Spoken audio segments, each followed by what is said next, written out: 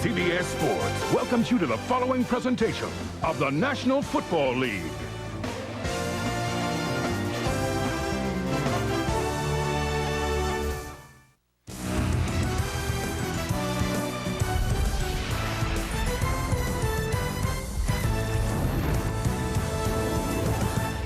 This is the Edward Jones Dome in St. Louis. Doubleheader action continues here on CBS. The undefeated Oakland Raiders against the winless St. Louis Rams. The Raiders look to stay unbeaten behind Rich Gannon. 10 touchdown passes this season. The #1 rated quarterback in the National Football League.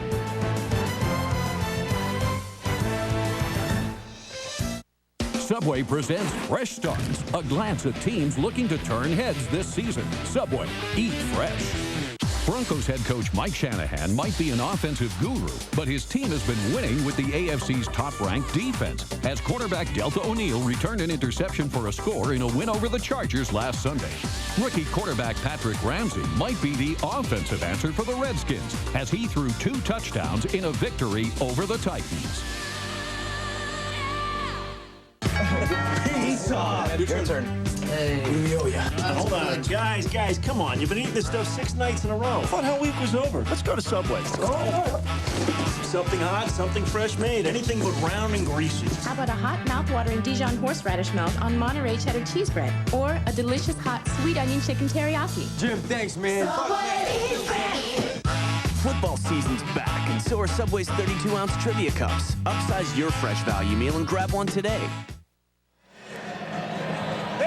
Welcome back to St. Louis, everyone. The St. Louis Rams looking for their first victory of this season, as improbable as that sounds. There is first-year Oakland head coach Bill Callahan. Couldn't ask to start a season any better with 4 wins in 4 outings. On the other side of the field is Mike Martz, a year ago in the Super Bowl, and now just looking to register a victory here in Week 6 of this NFL season. The Raiders have won the toss. They've elected to receive. Greg Gumbel along with Phil Simms and Armin Katayan. We're glad you've joined us here in St. Louis. These Rams behind the 8 ball as this season has gone along. I would say so, starting out 0-5, but today the Rams, Mike Martz, he's looking for the one word he said to us many times on Friday, some passion from his players. They're playing hard, but show me the passion that you want to win. Jeff Wilkins will kick. The deep man for the Raiders is Terry Kirby. And we're underway. Line drive kick. Kirby with a foot on the goal line. 15, 20. Breaks it outside across the 30 and out of bounds. The 35-yard line. Yo Murphy ran him out. 35-yard return, and Rich Gannon comes on to the field. His offensive line, you see them there, and Gannon says just what's important today for him and the Raiders. Big key for us is to have patience and to spread the ball around, get Jerry Rice and Tim Brown the catches early, and also to expect the unexpected against a Ram defense that needs to have something good happen at home. Spread the ball around is what Rich Gannon does very well, and they start with 5 wide receivers on first down. Quick drop, pass over the middle, and Jerry Rice midfield to the 40. To the 30, down the sideline, and run out of bounds inside the 15-yard line. Well, I guess the Raiders do not want the Rams defense to feel good. They really catch them. They come out, line up real fast, 5 wide receivers. They spread the field, and watch Jerry Rice come into the open hole from your right. They cover Tim Brown underneath. Oh, and also you see the tackling down the field. It's a zone defense. Nobody follows Jerry Rice. Tim Herring, the safety, knocked down, not able to make the tackle until a long game. 53-yard pickup. Quick pass out here, in and out of the hands of Tim Brown, the intended receiver. A look at the defensive alignment for the St. Louis Rams. Ryan Pickett, second-year man out of Ohio State, been playing particularly well, says Mike Martz. The linebacking unit gets second-year man Tommy Polley back on the outside after missing 2 weeks. The secondary for the Rams, Mike Martz, Lovie Smith said we must tackle better, and that means Adam Archuleta. Look for him to come up on third downs and play the linebacker position to help get those tackles. Gannon on 2nd and 10. Protection. Throws to the 10-yard line. Complete inside the 10. Jerry Rice to about the 6. Well, the start was so fast, we didn't get to talk about the second play of the game. They had it set up. Rich Gannon did not get hold of the football quick enough. Otherwise, Tim Brown is going to score on the second offensive play. No huddle. Garner, the only Raider with Gannon in the backfield. No huddle on the road in a dome.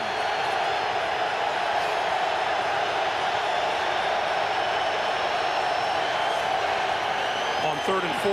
Gannon on the run, going to keep it. Diving to the 3, appears to be short of a first down. Tommy Polley came up for the first hit.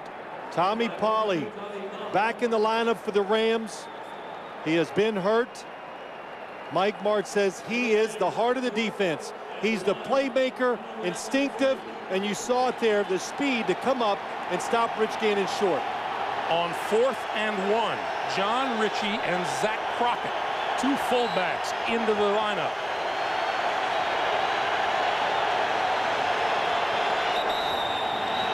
And now we get a timeout called on the field by the Rams. Lovie Smith says, let's talk about this a second. Wow, that's a fast start by the Oakland Raiders. Not surprisingly, Greg, though. We talked to Bill Callahan yesterday, and he doesn't even fool around. He says, oh, we might do, I don't know, we might go no huddle. We'll just do whatever we got to do to get things going. And I think what the main goal for this Raiders team, especially on offense, you heard Rich Gannon say it during the lineups. The Rams defense is struggling. They're looking to make something happen. So Raiders come out, do something quick and early, get them down on themselves so they won't be confident. It's funny you were talking about how Rich Gannon couldn't get a hold of the ball, because you and Rich were talking yesterday about how slippery the footballs were for him up in Buffalo last week. Yeah, and he blamed Drew Bledsoe because that's the home quarterback. The home quarterback's got to make sure those footballs are rubbed up.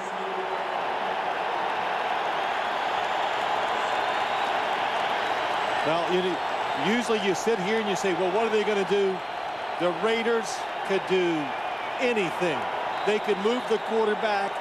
They could move the wide receivers in motion to pick them to get them open, or they can slam it up in there with a big back. Brad Badger is in as a tight end, number 70. 4th and 1. Zach Crockett. Tommy Polley with the hit. The Rams say they stopped him. And the ball goes over on downs. Well, Mike Martz is right. Tommy Polley, first series, he was out last week, makes 2 big plays. Helps get the stop on 3rd down, in the hole. Nobody can even block him to stop the 4th down run. Look at number 52, coming all the way across the formation. This is a huge defensive stand for the St. Louis Rams right off the bat. And now to the offense, and making his first NFL start is the 2nd-year quarterback out of West Virginia, Mark Bulger.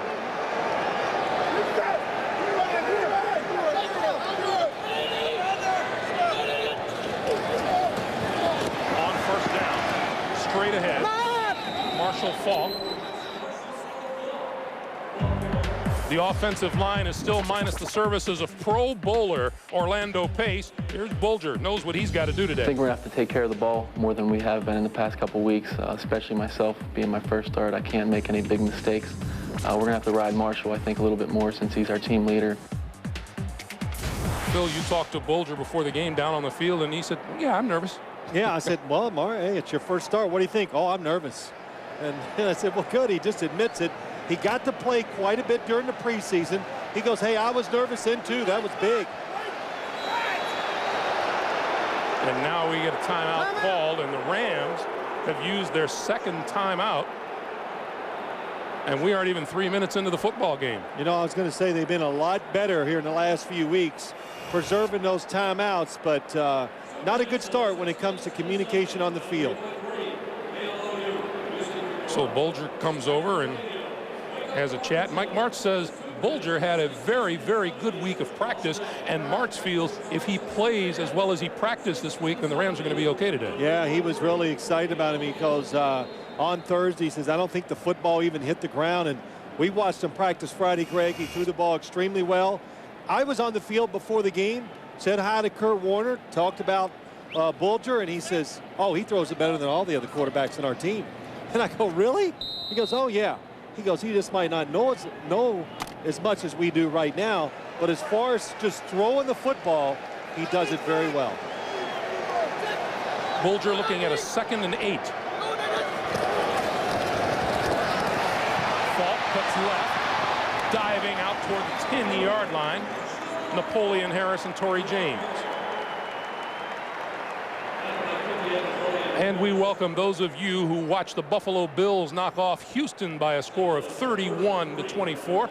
Greg Gumbel, Phil Simms, Armin Katayan at the Edward Jones Dome in St. Louis, where the St. Louis Rams put the clamps on the Raider offense at their own 2-yard line. And now Mark Bulger, making his first NFL start, looks at a 3rd and 3.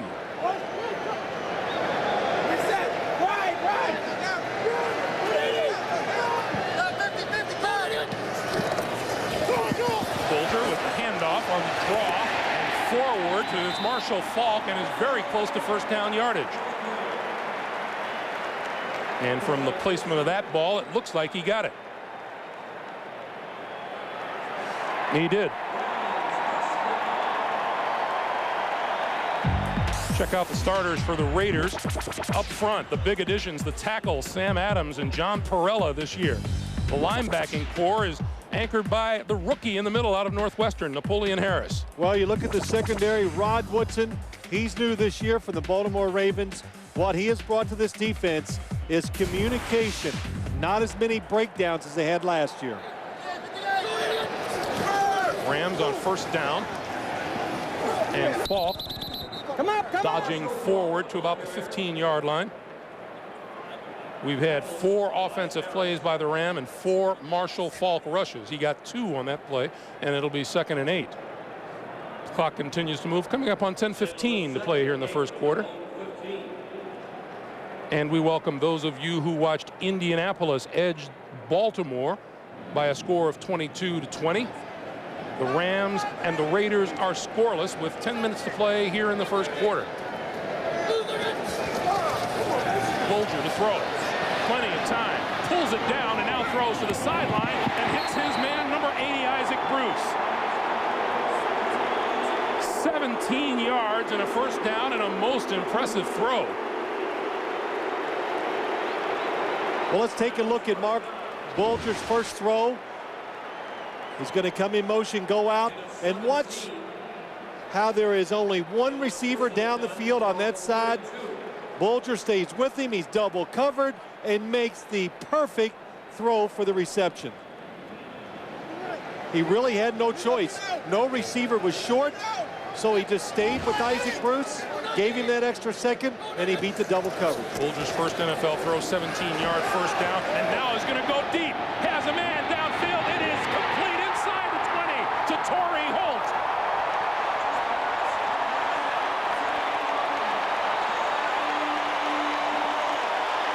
Well, what a start for Mark Bulger. What a terrific throw.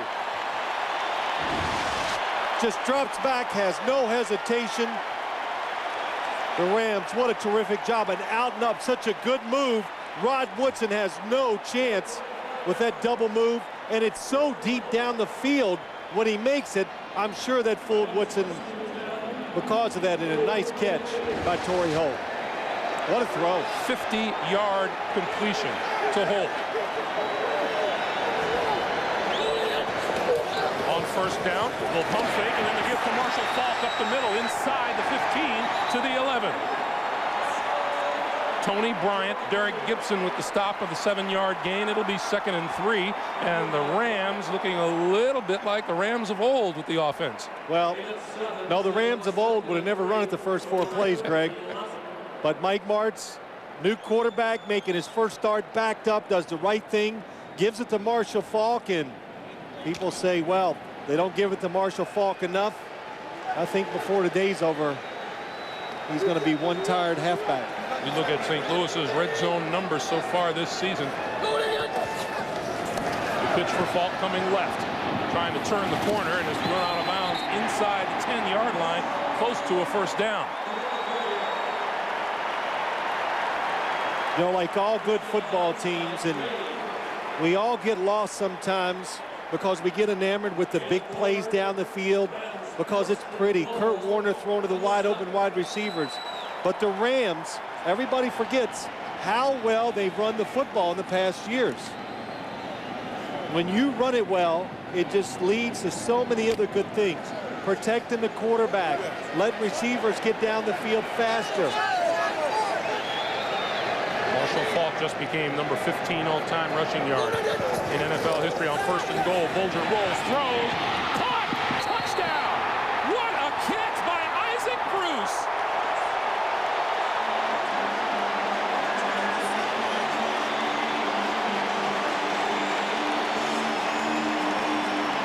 Kurt Warner, one of the first guys out on the field to congratulate Bulger coming to the sideline. Boys, he let this football go. I said, oh, it's his first bad pass. But what a catch, Isaac Bruce. Mark Bulger's first NFL drive is good for 97 yards and his first touchdown pass.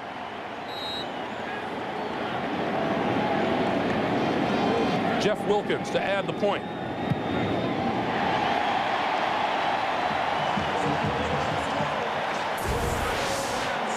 The defensive stand, followed by the 97-yard drive. Bulger's touchdown pass to Isaac Bruce, and the Rams take a 7-0 lead. Welcome back to St. Louis, everyone. If Mike Martz has a wish list, do you think he's checked off the first 2 or 3 already at the top? It might be the first time all year Mike Martz has been somewhat happy on the sidelines. Terrific opening drive by the offense, but even more important than that, the stop by the defense on the Raiders' opening drive. And Mark Bulger, if you're looking for a little confidence builder for a young quarterback, how good was that? He wants the game to end now. Terry Kirby from the 1-yard line. 15. Room to run up the sideline, across the 30 and out to about the 31 or 32-yard line. James Whitley with the stop after a 30-yard return, and Rich Gannon and the offense will go back to work right after this. The NFL on CBS is sponsored by Southwest Airlines, proud sponsor of the NFL and official airline of Super Bowl 37. Budweiser, delivering beer at its best with a crisp, clean, and refreshing taste known only to the king of beers. And by Honda, the all-new Accord from Honda. It's more Accord than ever.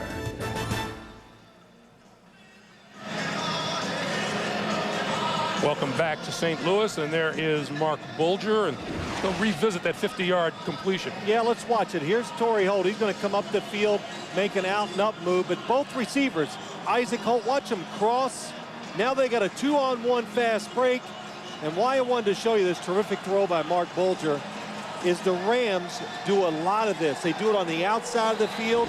They do it up the middle where they send the receiver through, and then 5 yards later, another one comes up right behind him and makes the catch. Charlie Garner in the backfield. Gannon going to throw. With time, far sideline, complete to Jerry Rice and out of bounds at the 45-yard line. That's enough for a first down for the Raiders. Now, you know, how do you stop that? Rich Gannon looked up the middle of the field the whole time and waited and waited and waited, and then he turned at the last second and threw to the open receiver to his left. So the guy covering the open receiver watches the quarterback, says he's not coming my way. When he turns, it's gone. Gannon steps up over the middle. Garner. And Garner lassoed before he gets to midfield by Adam Archuleta.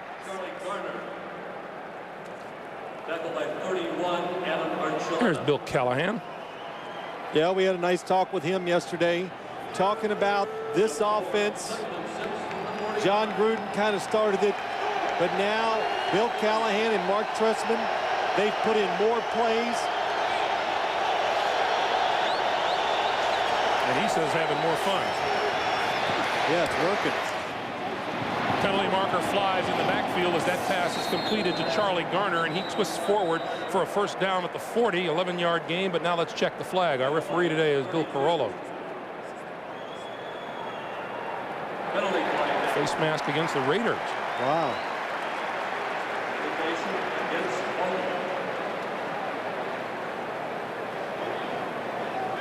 Well, the footballs don't look slick today, Greg. Rich Gannon has thrown it accurately and spinning it really hard. Bulger didn't do badly either. Personal foul, face mask, number 74, prior to the pass. 15-yard penalty from the previous spot.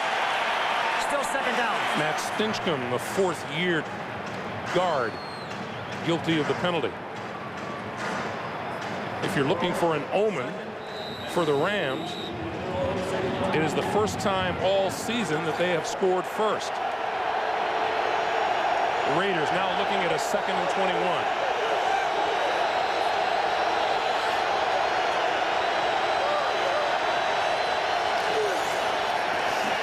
Play fake, he lost the football. Covers up at the 23-yard line. Well, maybe I spoke too soon. I was watching the play, so the football slips out of Rich Gannon's hand. Nice fake. They got it all set up. Oh. Yes, he took it back and was coming forward, and the ball was gone. And Jeff Sganina on top of him for the 11-yard loss, 3rd and 32. Gannon flipped, and that's Kirby out of the backfield. Kirby down at the 30-yard line. And the Raiders will be forced to punt. Archuleta, Travis Fisher in on the tackle, and this is a defense that concentrated on tackling this week because that was the big bugaboo in the loss to San Francisco last week. Something they did very well last year. They're not doing it well this year, Greg. You're right. Tackling, especially the secondary defenders for the Rams. Terrence Wilkins deep for the kick from Shane Leckler. Wilkins. Got to go back and pick it up at the 15. Spinning away from trouble. Runs into a little bit more at the 17, maybe the 18-yard line. Timeout on the field. 54-yard punt and a 3-yard return, and we'll be right back. They're looking after Travian Smith on the sideline, shaken up a bit after making the tackle. First down for Bulger and the Rams at the 18-yard line. Bulger rolling. And is buried back at the 7 by DeLawrence Grant. Grant's 2nd sack of the season. You kind of get the feeling that Bulger rolled out and did not expect Mr. Grant to be there. Not to be there that quick. He's trying to look down the field to find a wide receiver open. DeLawrence Grant, number 99. Oh, yes, and you know that's what happens. Quarterback Mark Bulger making his first start. What you find out is some of these big guys up front can really run. Loss of 9, 2nd and 19. On the draw, Marshall Faulk, hole up the middle. Jigs and jags across the 15 to the 16-yard line. Rod Woodson with the stop. We're under 4 minutes to play for the first quarter. Let's check in with Armin Katayan. Armin. Thanks, Greg. To follow up, Phil, on a point you made earlier about the enthusiasm of this football team, Mike Martz told us he literally had to drag his team out of denial that they can no longer just show up and steamroll over teams like they have the last 3 seasons. He said, I needed more passion and enthusiasm, and I can tell you right now, pretty obviously, there's a lot of both down here on the sideline, Greg. Thanks, Armin. Martz said that that passion and enthusiasm began to return at practice this week, and has apparently spilled over onto the game. 3rd and 12. Bulger running out of time, on the move, throws, completes the pass to Torrey Holt, and Holt enough for a first down.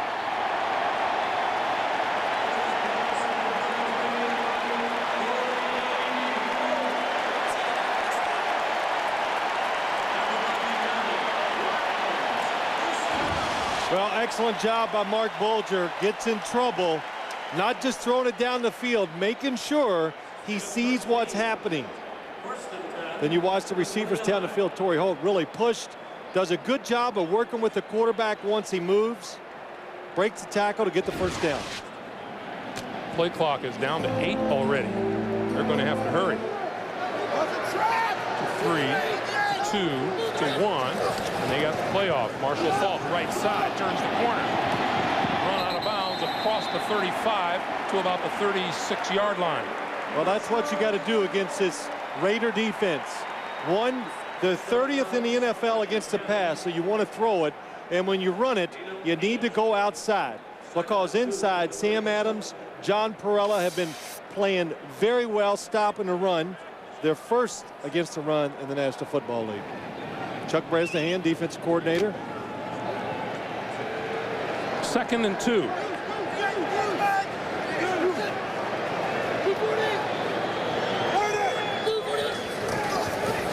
Marshall Faulk. Marshall Faulk is one of those guys who has taken this losing streak at the outset of the season rather personally, and he declined to talk to us, and you know what, that's okay with us. Good. I'm glad. You don't have to come and explain to us why you're 0-5. It's a player of his quality is going to take it personal, and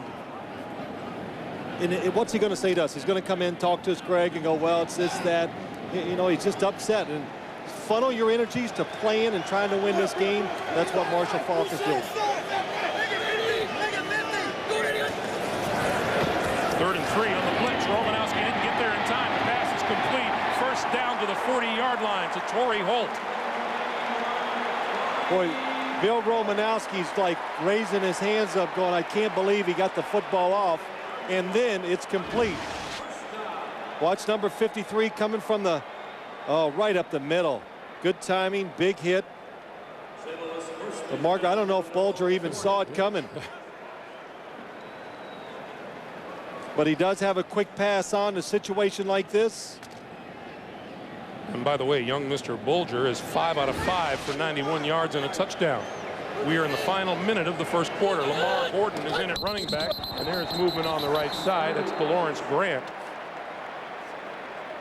Greg, though, just going back to that last play, as we got ready for this game. Encroachment, 99, defense, 5-yard penalty, first down. As we were getting ready for this game, you could see when you watch the Rams offense, when you watch what they've done the last few games on tape, that they're getting players open, that you go, wow, there's a lot of big plays that could be made, but they're not getting made because the quarterback is getting hit. And Bulger, even though he started off good and he's hitting his passes, he's already taken a couple big hits. And over time, no matter who you are as a quarterback, it affects you and it leads you to make mistakes late in the game. Bulger with a 1st and 5. And he runs out of time again, this time at the 37-yard line, and DeLawrence Grant, there's a marker downfield. So another big hit on Bulger, but let's check the flag downfield. Frowns on the sideline, protest by the Raiders would lead you to believe it's against Oakland.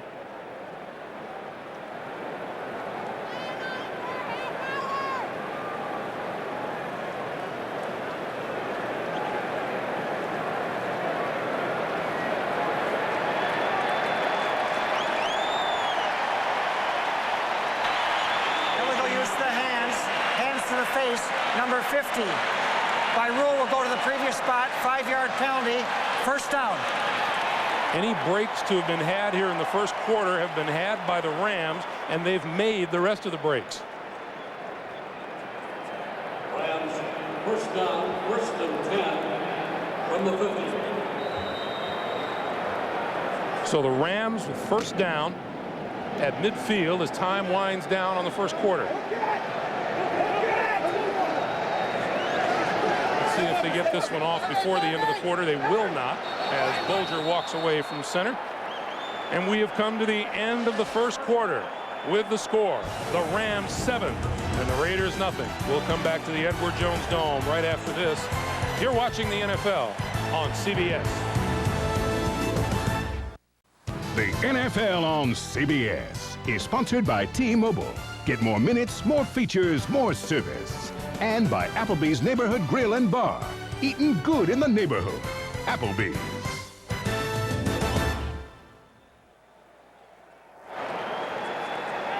Back for the start of the second quarter, and way back in week 1, the Raiders saw a quarter of play where they didn't score. The first quarter here is only the second of the season. Well, they moved it very well. Missing on 4th down, close to going in, and a penalty. Stop both drives. Marshall Faulk and Chris Hetherington in the backfield, and now Faulk flanks to the near side as a wide receiver. Bulger on 1st down. Goes down again hard at the hands of Travion Smith. Wow. And Travion Smith is just the latest in a hit on Mark Bulger. Well, let's look at the sack. This time the Raiders changed defenses. They went to 3 down linemen and 4 linebackers. It fooled the St. Louis Rams offense that time. But look at Mark Bulger. Welcome to the NFL with all these hard hits already in the first quarter. We have a Ram down on the field, and he's being looked to, and it's number 77. That's Grant Williams, who arrived here in St. Louis on a trade with the New England Patriots. We'll take a timeout. Well, the question is, are you winning your fantasy matchup? Get real-time scores and stats for your fantasy players at CBSSportsline.com or on America Online. Enter keyword CBS Sportsline. This is one of those injuries as Grant Williams lays there on the turf, which just does not look good when you see it on replay. The right side of the screen, Bulger falls back into Williams' right leg, and he has been there since the play took place. He's now being helped onto a cart.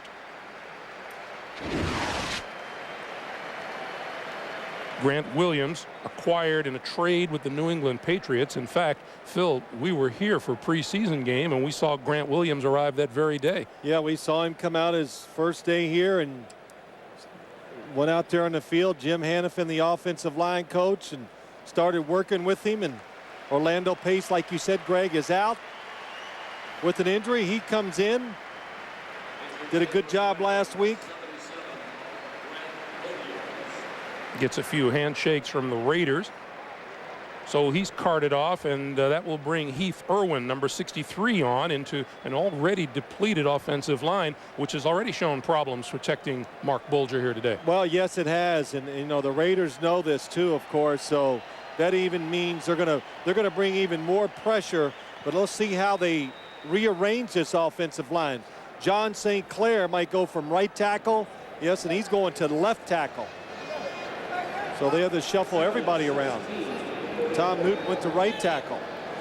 2nd and 16. Bulger going to roll away from any pressure coming. Throws downfield. That's complete across the 40. Or is it? It is. It's ruled a catch inside the Raider 40-yard line. Isaac Bruce with a 17-yard reception. Good play call by Mike March. You got a whole new offensive line in there now, the way they shuffle it, but get the quarterback outside. Perfect throw. Drags the feet. Nice job by Isaac Bruce. And boy, has Mark Bulger thrown the ball well. So it's a 1st down. Rams escaped a 2nd and 19 drive on this 2nd and 19 on this drive, and now a 2nd and 16 on 1st down. Quick pass, and that doesn't work. That'll lose yardage. Back to the 43-yard line to Marshall Faulk. We check in with Jim Nance in New York. Jim. All right, Greg and Phil, and the Chargers got the early lead on a Tim Dwight touchdown on a reverse, but then this mistake right here, Larry Adkins with the block. The Chiefs recover at the 1-yard line where Priest Holmes takes it in for the 10-7 Chief lead. Let's go back to Greg and Phil. All right, Jim, thanks. We'll see those Chargers next week when we visit the Oakland Coliseum. It'll be Chargers and the Raiders. Now the Raiders still staying with 3 defensive linemen in there and 4 linebackers. It gives them more speed, but makes the blocking assignments more difficult. Marshall Faulk can't find any running room. Tony Bryant is there to wrap him up. Let's go down to Armin Contain. Armin. Greg, as you mentioned, Grant Williams looked like he was hurt, and it turns out to be true. Not good. He's got a dislocated right ankle. He's obviously done for the day. A lot of shuffling right now going on along that offensive line. Back to you. All right, Armin, thanks. St. Louis 3rd and 14. Well, this Raider defense, we just talked about it, Greg. I was talking to Rod Woodson along with you last night, and he said that they are blitzing a little more than they probably did last year. Trying to put more pressure on the quarterback. Whistles blow, penalties, markers fly. And he says this is like old-style football. He says this is a lot of man-to-man coverage when you play defense. Prior to the snap, false start, 61, offense, 5-yard penalty, 3rd down. Tom Newton, I think he kind of surprised us a little bit by telling us, he really considered retiring before the opportunity came up to join the Oakland Raiders. Well, he got released because of salary cap problems with the Ravens. He's sitting out there, and if everybody was going to wait till June to sign him, that's when you sign a lot of veterans. He says, I wasn't doing that. But the Raiders called him almost immediately, thought it was a good fit, so he came here. 3rd and 19, Bulger with time, and is going to go deep. And it's incomplete inside the 5-yard line. Isaac Bruce, the intended receiver, and Bulger threw into some double coverage. James defending on 4th down for St. Louis, number 17. Mitch Berger to punt. Well, that was a good job, actually, reshuffling the offensive line for the Rams. A couple throws, they gave Mark Bulger enough time to get the ball down the field. And Bulger's first incomplete pass of the day. Mitch Berger on to kick it away. Philip Buchanan is deep.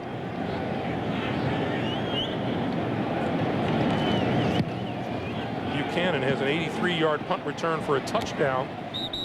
He makes the fair catch at the 15-yard line. We have a marker down on the near side of the field.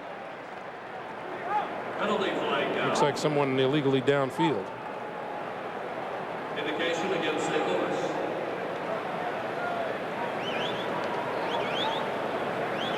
I was thinking they would decline it, but it looks like Bill Callahan's telling them to punt it again.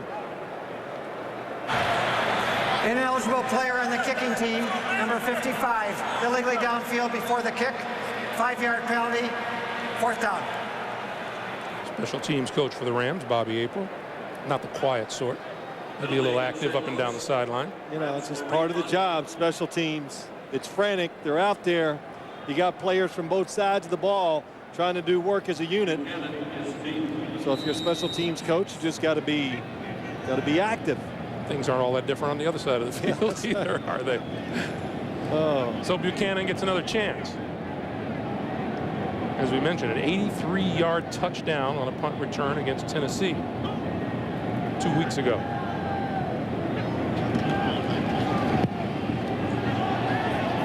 Looks like another penalty marker is down, a couple of them. Buchanan cuts it back. Still on his feet and now down at the 24-yard line. Let's check these markers. Penalty flag down. It's against the Rams. Let's do it again. Indication against St. Louis.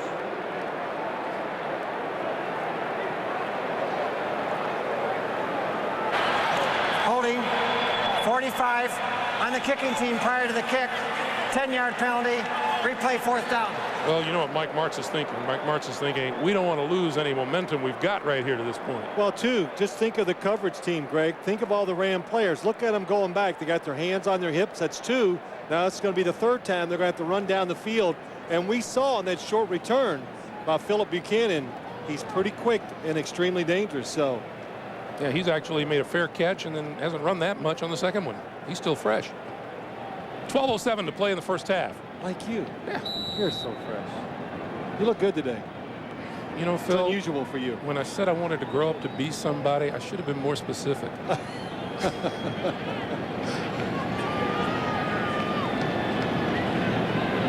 So Berger will try it again.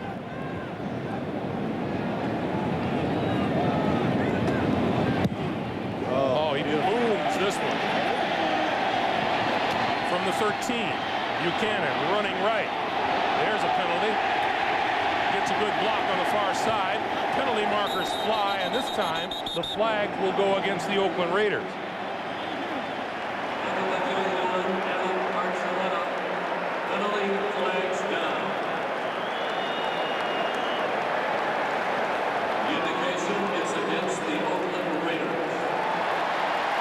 strange how everything seems to be going in favor of one team, and all of a sudden on the third kick, the Rams are going to get the good field position. Illegal block in the back. Number 88 on the return team. Half the distance to the goal. First down. Timeout. So we get a break in the action with 11:53 to play in the first half. The Rams still holding on to a one-touchdown lead. In his weekly NFL.com column, former Raiders coach Art Shell says making a quarterback change in midseason is one of the toughest decisions a head coach has to make. Read more about it at NFL.com or America Online. Enter keyword NFL.com. Charlie Garner, John Ritchie in the backfield as Gannon works deep in his own territory. Looks to throw it and gets rid of it and throws and doesn't connect with Garner out of the backfield. It'll be 2nd and 10. You know, we had a chance to talk to Rich Gannon yesterday. You look at the quarterback comparisons. I said, well, what'd you do during the offseason this year to make yourself better? He says what he really works hard on is making sure his legs stay in great shape, because he says as a quarterback, once you lose those legs, then you're just going to go downhill and not be successful. So still moves around very well for an older quarterback. Gannon under pressure, hit from behind, and it was batted away by Zganina. Leonard Little was coming up from behind. Zganina got a hand up. You know, Gannon also told us, he said, what do you look for from the Rams? He said, we look for a what do we have to lose attitude, and that can be very, very dangerous. Well, it can be. Watch the pressure. You make the quarterback hold it just an extra half second, and that enables the pass rush to get there. Zganina does a good job of getting his hands up. And the crowd's into it.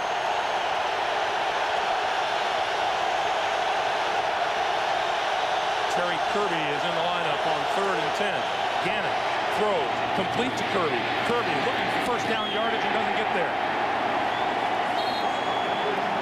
Travis Fisher, the first to close on him, and the punting unit comes on. You know, like Mike Martz said, if that last play just illustrates what the Rams are doing well so far today. The receiver catches the football, he makes a move. There were 6 Ram defenders hustling to make the tackle. That's how you cause turnovers. Shane Leckler. Pretty good kick. Backs Terrence Wilkins up to his own 28. Turning a corner for about 5. Gets to the 33-yard line. 55-yard punt and a 5-yard return, and there's a penalty marker back upfield. And looks like a Raider downfield too early.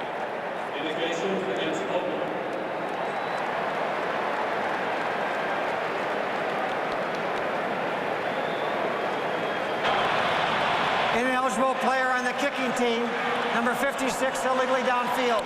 5-yard penalty, replay 4th down. So Mike Martz will see if he can get a little better field position out of this exchange. There'll be some tired special teams players here. I'm tired watching him. Well, the crowd's been good. Of course, the Rams have played well. I wondered how they would react to the 0-5 team, and I guess just like any fans would, the Rams are playing well, so they're happy. Playing well and winning. Yes, well, of course. This time, Leckler will get it away for a low snap, scoops it off the turf, and gets a good kick away. Wilkins back. We have another marker down. Wilkins to the 45, midfield, breaks free, near sideline, to the 20, and is bumped out of bounds. Shane Leckler made the stop inside the 10. Let's check the penalty. It's another illegal Raider downfield.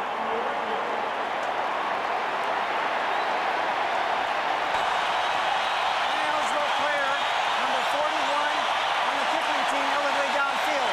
That penalty is declined. First down, St. Louis. 56-yard punt, 55-yard return. It was such a good punt. You can see Terrence Wilkins had about 10 yards between him and the first defender. That enabled him to go up, make the move, make a few people miss the tackle. And Sebastian Janikowski, watch this. No, hit. Shane Leckler. Oh, Shane Leckler, I'm sorry. Sebastian's the place kicker. You know, these kickers are just getting big and rough. First down, Rams. Deep drop for Bulger. Throws to the corner of the end zone. Did he get it? Touchdown!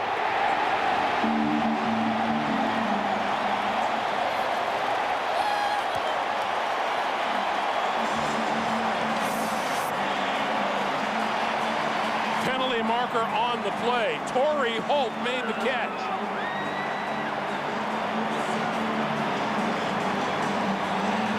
Here's Bill Carollo.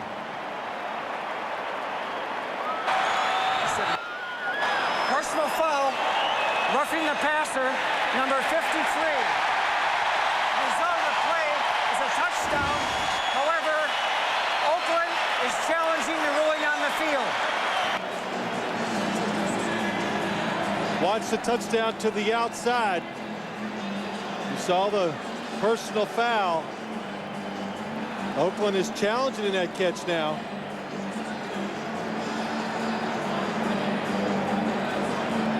Well, let's see if Bill Carollo sees anything to overturn that call. If it stands, Torrey Holt gets his first touchdown reception on his 39th catch of the year. Ruling on the field, whether it was a touchdown. We'll review the play. Let's watch how Torrey Holt gets wide open on this, Craig. And I've been seeing this a lot in the National Football League this year. He's on the outside. He's going to come way in, get the defender thinking, and he breaks back out. Look at that terrific route. It takes good protection. Did he have both feet down when he gets possession of the football? It's very close. Here's a good shot of it. When's he have possession? Now? Pretty close. That right foot looks like it could be up in the air. I think it's a touchdown. Well, then the Rams are in trouble, because you're never right. I'll tell you this, Mark Bulger is hoping it's a touchdown, because I'm sure he hated to take that shot from Romanowski for nothing. That wasn't a bad shot. It really wasn't. Any quarterback would take that for a touchdown pass. You're comparing it to some of the other shots he's taken today already. Right. He's had a rough afternoon already. But it shows you the Rams are having offensive line problems. They haven't played that well this year. They get Grant Williams hurt. They reshuffle it, and still Mike Martz calls a play that's probably the most difficult for the play the offensive lineman could have. To hold him out that long while Torrey Holt makes this move to get open. The catch. Ooh, you're right. That was a better look. Looks like he got possession, and the feet were in there that time. Now that one doesn't. That would look different. I can tell you feel strongly both ways. Yeah, I know. It is tough. We're going to have to freeze it. Here's probably, well, there's two good views. The official who made the call had a perfect view of it.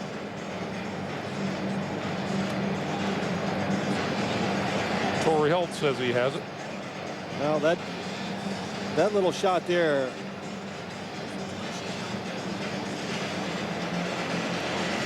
All right, here we go. Feet are down. Does he have a catch? After reviewing the play, it's been determined the receiver controlled and possessed the ball with both feet in bounds. Result of the play is a touchdown. We will enforce the roughing the passer foul, number 53. See, Greg, I was right. When you feel strongly both ways, you can never be wrong.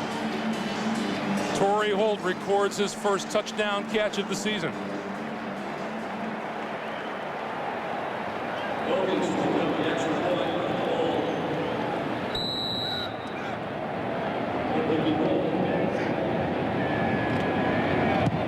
Wilkins' kick is good.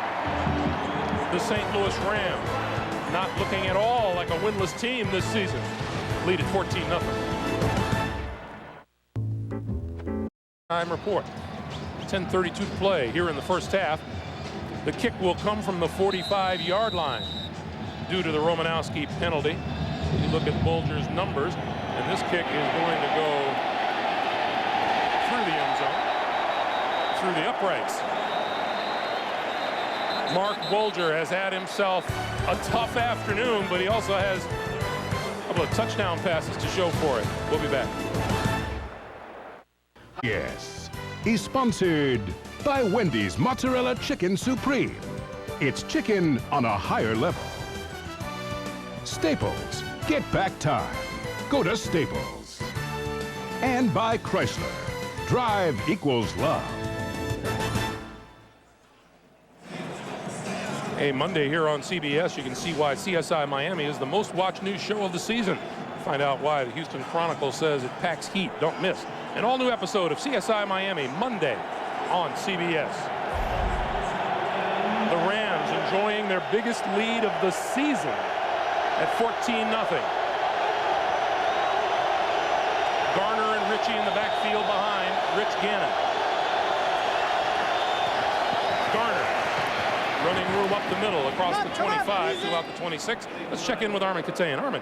Thanks. Well, befitting a team that's 4-0 and has 11 players with 10 years or more experience, Greg. Absolutely no sense of panic down here on the sidelines. Rich Gannon, very calm and collected. Jerry Rice, much the same way. We'll see how it plays out. Back to you. All right, Armin.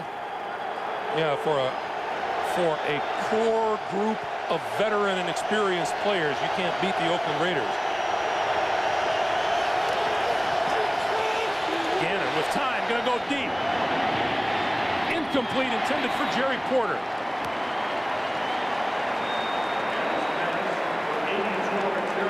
Travis Fisher and Chad Cota were alongside Porter. Well, this time again, Rich Gannon going down the field. The ball slips out of his hand just a little. You remember earlier in the game, he threw a short pass to his right. I thought the ball got away from him then. And again, sometimes indoors, believe it or not, the footballs can be a little slick because you don't have the natural elements of moisture, the grass, or whatever beating it up a little. Gannon complete to Garner. And Garner out to the 40-yard line and a first down for the Oakland Raiders. But you know what? Let's go back. Last week he had a hard time with the football up in Buffalo, and he still had an outstanding day, throwing for a lot of yards, some good touchdowns. But the Raiders only had 495 yards of total offense that day. Just think the football would have been dripping well. Scary. But somebody asked me, can the Rams upset the Raiders today? I said yes, but don't put the football in the hands of Rich Gannon too often, because if you do, he will come through for the Oakland Raiders. I've watched him too many times over the last 3 to 4 years. I don't know, Greg, if we've ever done a game where Rich Gannon did not play well. You know, he plays well every game. Sometimes he plays really well. I know you have long considered him to be maybe the most underrated football player in the NFL. There's no doubt he's that. I think over the last 3 years, he's been the best player in the National Football League. Quick pass out to the flat, and that's Tim Brown. And Tim Brown out of bounds inside the 45-yard line. Chad Cota ran him out. Brown's first reception of the day. Greg, they just give you so many looks. It's hard to defend them all. This time, Tim Brown in the slot. 2 lead blockers, a little screen. They tried something similar the second play of the game for him. They would have had a touchdown with it, except Rich Gannon let the football get away from him. Tim Brown's numbers on the season. Oakland first down at the Ram 43. That is an incomplete pass, the shovel pass, intended for Terry Kirby, and it's incomplete. The Rams say a fumble, but that is officially a forward pass. Watch it, though. Watch Rich Gannon. Tell me if this doesn't slip out of his hand. Slipped out of his hand again. 4 times. Watch it. Just pops out. Oops. Raiders, 2nd and 10 in the Rams 43. Does a quarterback start to think about that? You know, I would, but talking to Rich Gannon, he just say, what the heck, wet my towel, get a better grip, I'll be all right. Charlie Garner, room to run up the middle, inside the 30 to the 29-yard line, and a first down. And see, this is what happens when you play a team that keeps throwing the football and gives you so many formations. When you run it, watch up the middle. When you finally do run it, Barrett Robbins, good block on Pickett. That was the key block that frees up Charlie Garner. And when you do run it, it almost catches the defense by surprise, and Charlie Garner runs hard. He's in your secondary right away. First down Raiders at the St. Louis 29. Look at the movement on the Rams defense. And now we get a penalty flag and a false start. Let's see if it's Roland Williams. False start, 86, offense, 5-yard penalty, first down. That's who it is. You know what, this time, let's see, since the Raiders get a chance to get in the huddle, let's see if they come out here and go through about 2 shifts, a couple guys to start, restart, send a motion, and just try to confuse the defense. Yeah, when I talk about it, they're just going to line up and run the play. First and 15.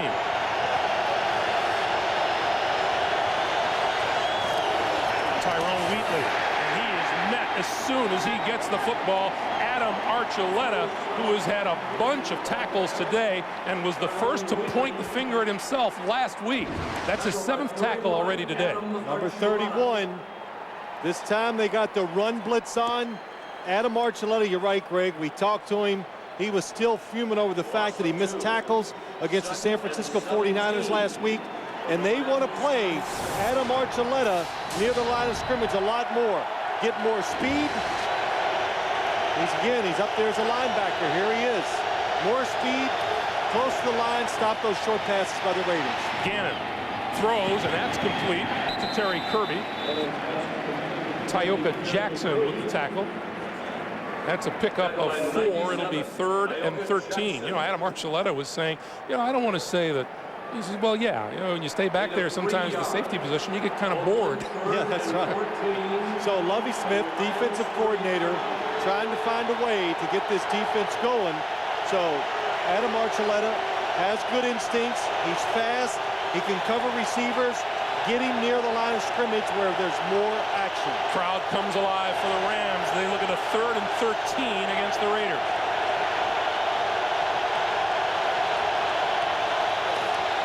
Gannon, quick pass. Kirby out of the backfield is brought down just short of the 25-yard line. Aeneas Williams with the stop. And that'll bring Janikowski and the field goal unit onto the field.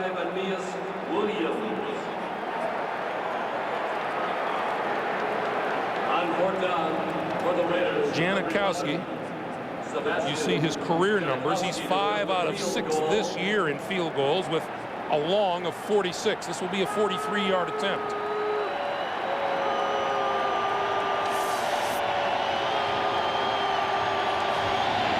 On its way, plenty of leg. And through the uprights. 5:13 to play in the first half. The Raiders finally get on the scoreboard. It's 14-3 St. Louis. Hey, Monday night, you can see why CBS Monday is America's best night of television. King of Queens starts it off, followed by Yes Dear, Everybody Loves Raymond, and the #1 new comedy of the season, Still Standing. And then don't miss TV's #1 new drama, CSI Miami.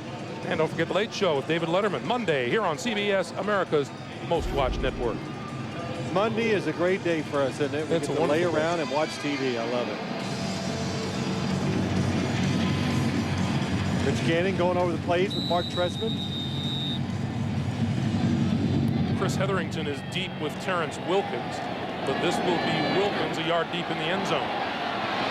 15, 20, out to the 25-yard line. Clarence Love with the tackle, 27-yard return. Here comes Mark Bulger right after this. Later, catch The NFL on CBS is sponsored by Unisys. Imagine it done. And by KFC. There's fast food, then there's KFC.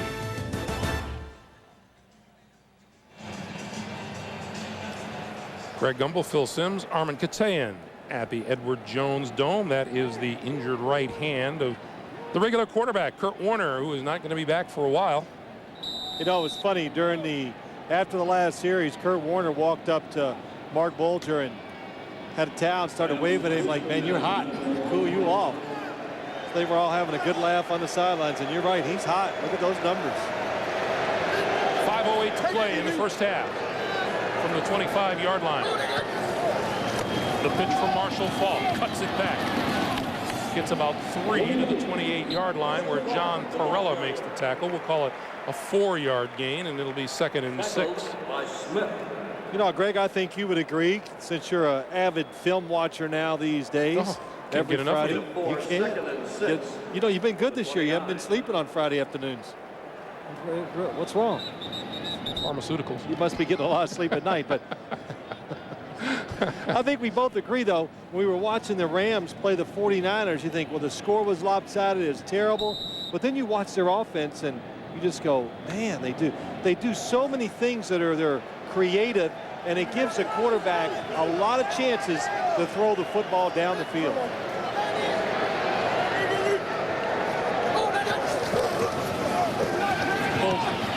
Got rid of it, and he got hit hard, and the pass comes up short. Yep, another hit. He has taken a lot of big hits, but again, if he would have had time, Torrey Holt is going to be wide open for another completion down the field. It's a late blitz. John St. Clair leaves too quick, and the safety, Derek Gibson, comes in and makes the hit. 3rd and 6 from their own 29. And that would happen. St. Clair starts at right tackle, now playing left tackle. Didn't stay in his spot long enough. Double team the defensive end. Missed the blitzer coming up. 3rd and 6.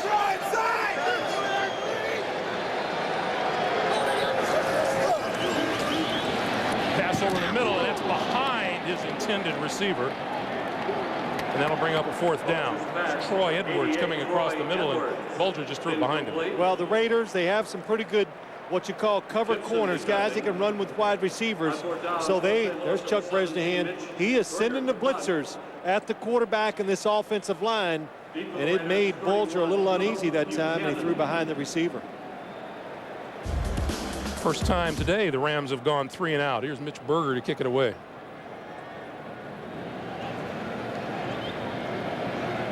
Philip Buchanan standing back between his 25 and 30-yard line. Not a very good kick. Buchanan lost the football, picked it up, retreats, dodges another tackler, 35, and run out of bounds at about the 38-yard line. It's funny. He's tired. He had to get out of bounds. Officially, that's a 6-yard return, but he ran about 35. Here's Rich Gannon. Rich Gannon has had his problems with the football today. That's people quacking all over the sidelines on that one. And that shovel pass is one that just didn't work. You know, we talked about it, that he did have a little trouble in Buffalo. And I said, you know, Rich, I was kind of kidding, but serious. I said, they'll probably be kind of hard to handle tomorrow inside the dome.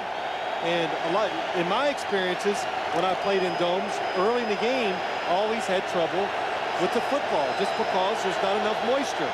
So your hands are dry and the football can be dry. Gannon has thrown 100 straight passes without an interception. Here's number 101. And he throws it away, and it's intercepted. Did he get it? No. Travis Fisher could not get his feet down. Incomplete. 22. Travis Fisher. You know, we saw this yesterday in a college football game. A quarterback trying to throw a ball away, and it was intercepted on the sideline. Well, nice try by Fisher. Well, actually, I don't know if Rich Gannon was completely throwing it away. I think he was hoping Jerry Rice would turn up the sideline and he was going to lead him. 2nd and 10. Lost the football. Still loose. The Rams have it.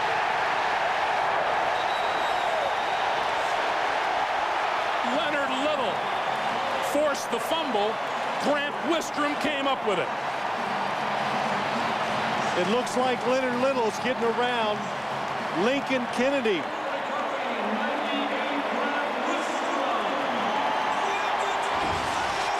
Watch 91. Oh, he gets an excellent jump off the ball.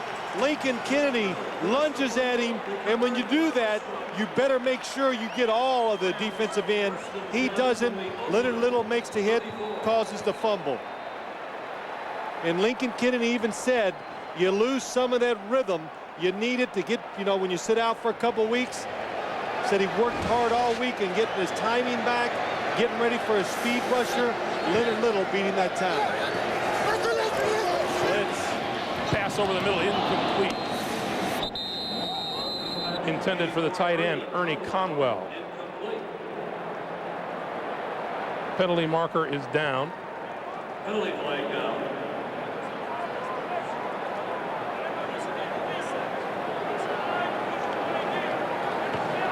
The look on Mike Martz's face indicates it's against his Rams. Holding, 67, offense, 10-yard penalty. Replay, first down. That's the center, Andy McCullum. You know, Mike Martz is so tired of answering that question. What's wrong with the Rams? What's wrong with the Rams? And of course, we asked him the question too, and he said, you know, sometimes guys, there is no question that you get used to a level of success and you take it for granted. Absolutely. And he says, and I think that's the way we started this season. Yeah, Greg, I think that's one of the reasons why they struggled early. You just forget how hard you work before to establish yourself, and once you establish yourself, like you say, you take it for granted. And the left tackle jumped on that play. John St. Clair moved on the outside.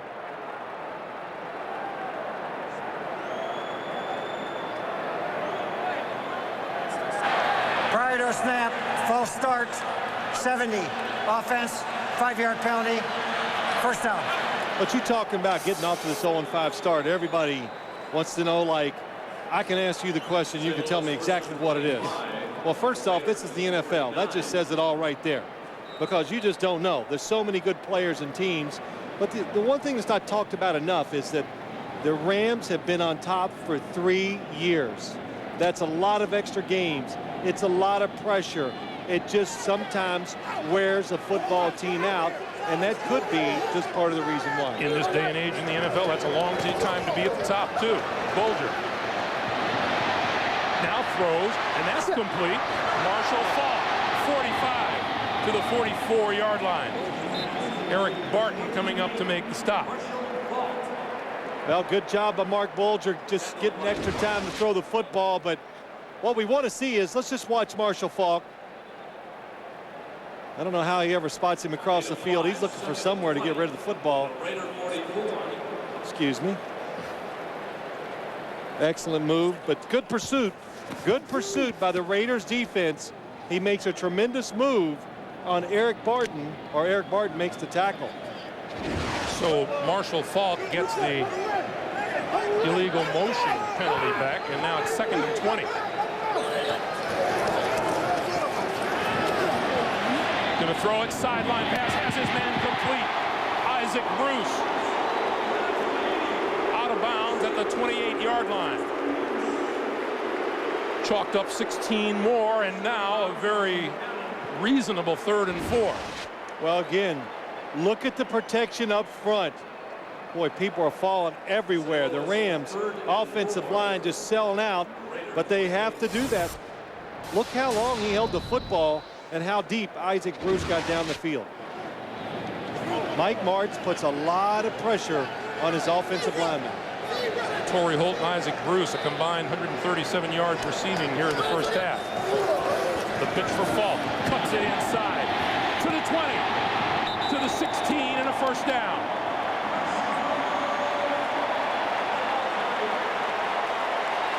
"12-yard pickup." We come to the 2-minute warning. Rams in the lead and threatening more. We'll be back once again. Coming up, the Nextel halftime report. Jim, Dion, Dan, Boomer have scores and highlights coming up on the Nextel halftime report. Now, Bingle and Dion, Bengal. Boomer and Dion. I'm getting way ahead of myself. He is a Bengal. No, he isn't that good. But Boomer had a bet with Dion that the Bengals would win today, right? Right. And if they didn't, Boomer's going to have to wear one of Dion's outfits next week. I can't wait. I'm going to program all the VCRs. Oh, shoot. Now, listen. Boomer's going to take that $5,000 suit, and I'm telling you, he's going to make it look like $500, that is. No. He can tear up some clothes. First down. Over the middle. Behind his receiver, Isaac Bruce. Yeah, Bulger would like to have that one back. Well, you know, look, his first start in the NFL, he's allowed to throw one or two bad. Very calm. It was just interesting. I said earlier that I was on the field talking to him, and he admitted being nervous. I think Kurt Warner is calling the plays in to Bulger right now. So that must be comforting for him too. But Kurt Warner saying of the quarterbacks on the team, he is the best thrower of the group. And we've seen that today, throwing the ball very well. Lamar Gordon into the lineup. Shovel pass. Terrence Wilkins still on his feet. Now inside the 5. First and goal. Nicely executed by the Rams offense. I'll tell you, wide receivers catching shovel passes. It's just a little bit of everything. Well designed. Tom Newton getting up the field. Good block. And good move and running by Wilkins and Kurt Warner. You're going to like it. Hey, what's not to like? Looking for your first win of the season. The Raiders, the last undefeated team in the NFL. First and goal, Marshall Faulk in the backfield. He gets the handoff. Diving. Did he get there? No signal yet. Come on up, come on Eric Barton, Napoleon Harris converged for the stop. I thought when they're this close, they spread the field. It's just to give Marshall Faulk more room inside. Just a couple inches short. See, I thought the Raiders should have called a timeout. They got 2 left. Call the timeout. Make the Rams kick the football off and give yourself another chance on offense. 65 is eligible. Now number 65 is an eligible receiver. That's Frank Garcia. But the give is to lost football. And the Raiders say they have it. Oakland, Oakland, Oakland, Oakland. Oakland's got it, Oakland. It is the Raiders football. Tony Bryant, number 94, came up with the ball. It looks like the handoff just did not happen. It just goes so quick. Look at it, the mesh is not good. Marshall Faulk never gets the football. And Tony Bryant dives right on it. Oh, that's... Well, when you're winless, that's a touchdown that you're really going to miss in the locker room at halftime. You know, to go back to what now the Raiders, of course, Greg, are going to run the clock out, but too many times teams, I think, leave a possession on the field because they save the timeouts or whatever at the end. They just go, well, let's get in the locker room. Well, why? Especially when you have a potent offense like the Raiders. And Gannon will just bury it there, and that'll be the last play of the first half. Very different from what most anyone would have expected coming in here today. The Rams have not led at halftime since the divisional playoffs against the Packers last year, but they will take a lead into the locker room. Let's go down to Armin Katayan. Armin. Thanks, Greg. Bill, considering how this first half has gone, how important was that fumble recovery down there? Huge turnover for us now. We got to go back and regroup. We got a long ways to go yet. All right, Coach. Thank you, Greg.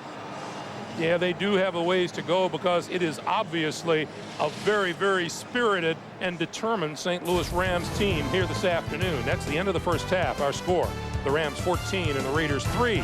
Jim Nantz will be along with the StL halftime report. After this message and a word from your local station, you're watching the NFL on CBS. CBS. Here at the Edward Jones Dome in St. Louis, Missouri, the Rams with a 14-3 lead on the Oakland Raiders. It has been a tough day for the quarterbacks. Both Mark Bulger of the Rams and Rich Gannon of the Raiders have been sacked twice, but Bulger's 2 touchdown passes are the difference. We'll come back after this message from your local station. You're watching the NFL on CBS. Emmy Award winner Brad Garrett is Gleason. Premieres CBS tonight.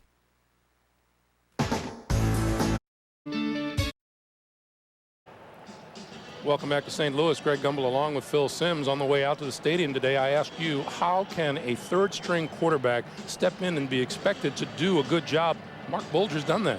Yeah, he's done a terrific job. Remember, though, he did play a lot in the preseason, so they gave him some experience with this system, and he's taken advantage of it. And the first half, his stats were well, they're tremendous for a quarterback making his first start.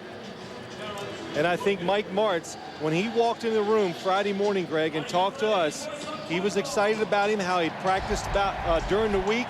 He said he's throwing the ball extremely well. So he's done that. And also, Mike Martz has confidence now, and he looks at that play sheet. He thinks he's got Kurt Warner in their throat. He's going to call anything. Rams will get the football here in the second half. Terrence Wilkins from the 12. And close to the 30-yard line. Let's check in with Armin Katayan. Armin. Thanks, Greg. Mike Martz disappointed in what he called missing a golden opportunity to go up 21-3 at the end of that first half. Mark Bulger, he said he's doing a great job. He said he's not going to sit on this lead. He's going to try and pile up some more points, starting with this drive right here. Greg? All right, Armin. I'd say that's good advice. If it comes down to a tight game, that play at the goal line, lost fumble, is the kind that turns head coaches into ex-head coaches. From the 30-yard line.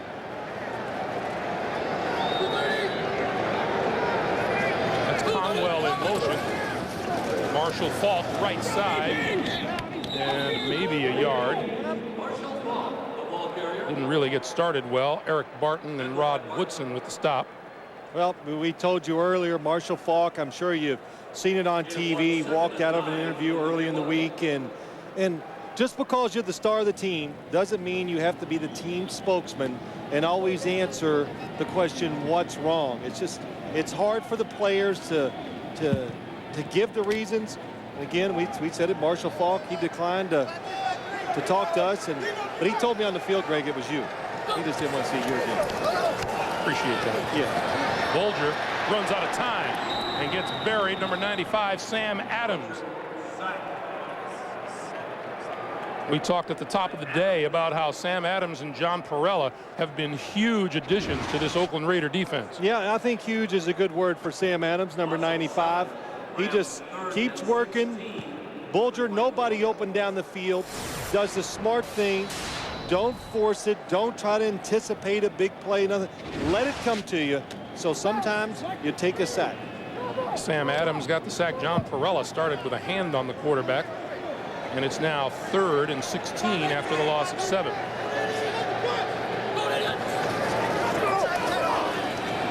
Bulger with time. Throws this side of the field, and that's complete to Isaac Bruce. He is still short of a first down, however, and that will bring on the punting unit. Nice throw that time. They kept Marshall Falk in. They gave Mark Bulger a little extra time to throw the football. He went to the right side. It was covered. Came all the way across the field, made a good throw. You see Mike Martz there. There's another guy who's had entered into his share of criticism, and it's amazing how a guy can be a good football coach and then all of a sudden he loses all knowledge of the game, according to several people across the country. Well, that's right. You know, but the one interesting thing he said to us, I'm going to coach my way, not how somebody else says I should. So you're right. Do it your way. Buchanan back to his 9, 15, 20. Dragged down at the 25-yard line. Nick Sorensen with the stop. Rich Gannon and the offense go to work against Mike Martz's Rams after this. Great one. Now see how Jackie Gleason took every chance and broke every rule to create one of the greatest shows of all time, The Honeymooners. Brad Garrett stars in the world premiere movie Gleason tonight at 9, 8 Central here on CBS. First down, Raiders movement on the offensive line. And penalty markers fly. Looks like it might have been Lincoln Kennedy. False start, 72, offense. 5-yard penalty, first down. Lincoln Kennedy told us when you sit out with injury, you lose a little bit of timing. Yeah, you do. And he said that also, what did he say? He said Leonard Little got a lot of sacks last year. And this crowd noise here, he says he needs it. He gets that crowd noise behind him. He says that gives him just enough an edge where it's hard for an offensive tackle to block him. Lincoln Kennedy has missed time with a concussion. Back in the play, there's Charlie Garner out across the 25 to the 26-yard line. Now you got to remember, this Raiders offense, the highest scoring offense in the National Football League. And so far today, they moved the ball, but they're just having breakdowns, penalties, the ball slipping out of Rich Gannon's hand, not picking up a 4th and short. An offense that's averaging 40.5 points a game. Gannon over the middle, complete Jerry Porter across the 35 to the 36, and that's pretty close to a first down. Aeneas Williams and Adam Archuleta with the tackle. And let's see if we're going to get the first down, if we're going to get a measurement. It is a first down. By the way, the bad news for the Rams and Grant Williams, a fractured fibula, dislocated ankle, and he will undergo surgery tomorrow from that injury suffered in the first half here today. The Rams said they would be very conservative on defense, make the Raiders hit a lot of short passes to score, and it's worked very well so far. Once again, the quick one over the middle, and this time Porter can't hold on. It's incomplete. Adam Archuleta made the hit, and now we get a flag and a personal foul call against St. Louis. Watch Adam Archuleta, number 31. You get a safety instead of a linebacker. He reacts faster, more speed. Personal foul, unnecessary roughness. Number 98, defense, 15-yard penalty, first down. Oh, that's Grant Wistrom, and that's a pretty costly penalty there, keeping this thing alive, moving it to a first down. Well, it just creates tremendous field position now for the Raiders. Any offense, even when you're the highest scoring offense in the National Football League, it feels better once you get out near midfield. Ritchie and Garner in the backfield on first down. Quick pass out to the side, overthrows Tim Brown. Backward pass. It is a backward pass. It'll be out of bounds a yard back of the line of no, more than a yard back. That's about a 4-yard loss. Second down, out of bounds at the spot where it went out. Boy, the simplest play you can have in an offense for a quarterback is the quick throw, the screen, and the Raiders are 1 for 3. Twice the ball has gotten away from Rich Gannon and gone incomplete. I believe that's ruled a fumble by Rich Gannon. You're right, 1 for 2 with the fumble. Loss of 4, it's 2nd and 14.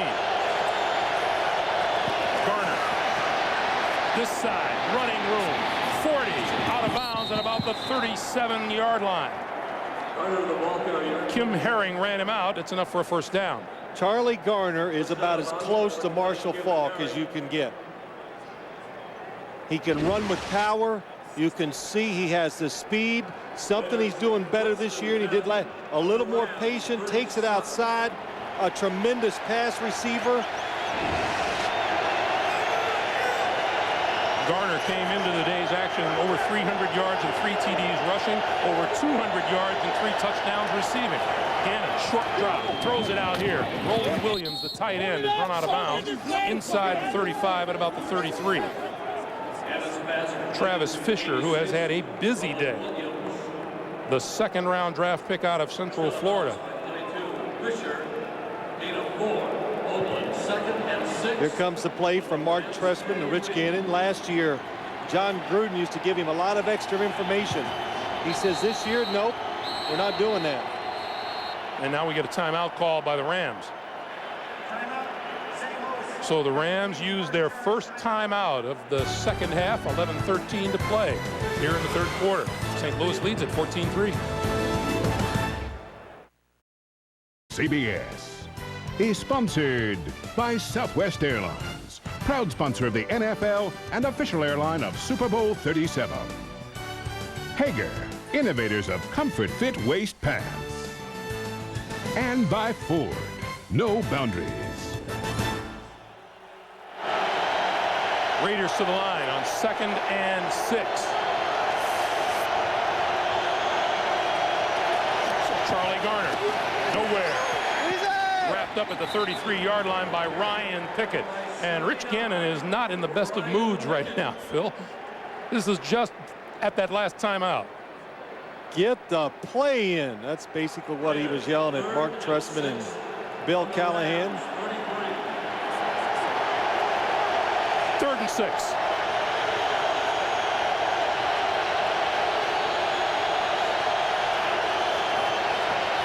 Gannon throws. Oh, big hit at the 25-yard line to Charlie Garner. And we have a marker in the backfield. Penalty flag down.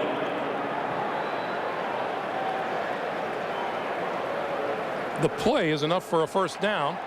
It's against St. Louis. Personal foul, face mask, number 91. Half the distance to the goal, at the reception, first down. That's Leonard Little. Well, this is what you call hidden yardage in a game. Right now, just in this series alone, 2 15-yard penalties against the Rams defense. You're going against the highest scoring offense in the National Football League. You just can't do the extra little things that creates a personal foul. The Raiders come in averaging 40.5 points a game, averaging over 460 yards per game in total offense. And teams have been aggressive against this Raiders offense, blitzing him, and that's why they've been scoring and making big plays. The Rams being conservative, making them go slow, and it's worked well. Charlie Garner, left side, stacked up. Kim Herring was the first one to hit him. Loss of 1 on the play. It'll be 2nd and 11. You know, it's interesting when you think about it. The Rams defense was so good last year, and it was conservative. We were here in the preseason, and Greg, you remember, Lovie Smith says we want to get to where we're more aggressive, make more plays, help our offense out even more. They tried it. It backfired. It really did. With the way they're playing today, you go, why do they always do this? Because they're best at this style of defense. We have a marker and a false start on the Raiders.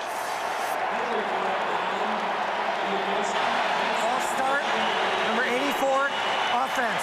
5-yard penalty, 2nd down. Jerry Porter, top of the screen. Made a little move, backed them up. You know, this is the first time we've ever done a regular season game in St. Louis for us up here, and I can imagine the crowd noise when this place was, when they were really rolling, how it was so difficult for the opposing team. It's loud here today, and they're 0-5. Gannon flips to Garner. Garner diving, comes up just shy of the 15-yard line. Tyoka Jackson stops him after a gain of 3, and it'll be 3rd and 13. Remember, at the start of the game, this is the end of the field at which the Rams pulled off a goal line stand and stopped the Raiders short of the end zone. Yeah, you're right, Greg. Tyoka Jackson, though, and Ryan Pickett are 2 defensive linemen that have played very well for the Rams, and Mike Martz even singled them out, saying how they've come along and done so well, and both have played well today so far. Gannon over the middle. Jerry Porter inside the 5 to the 4-yard line. They're about 1.5 to 2 yards short. I think they'll kick the field goal this time. And that's exactly what's going to happen. Sebastian Janikowski comes onto the field on 4th and 2. But you saw the speed. When you play a zone defense, you drop back, you look at the quarterback. So when he goes to throw, you see where he's throwing it. It allows more people to run towards the football, and you make the tackle. And that time, that's how they kept the receiver short of the first down. This will be a 22-yard attempt by Janikowski. Kick is on its way, and it is perfect. And a marker is down. Let's see what this penalty is about. Holding.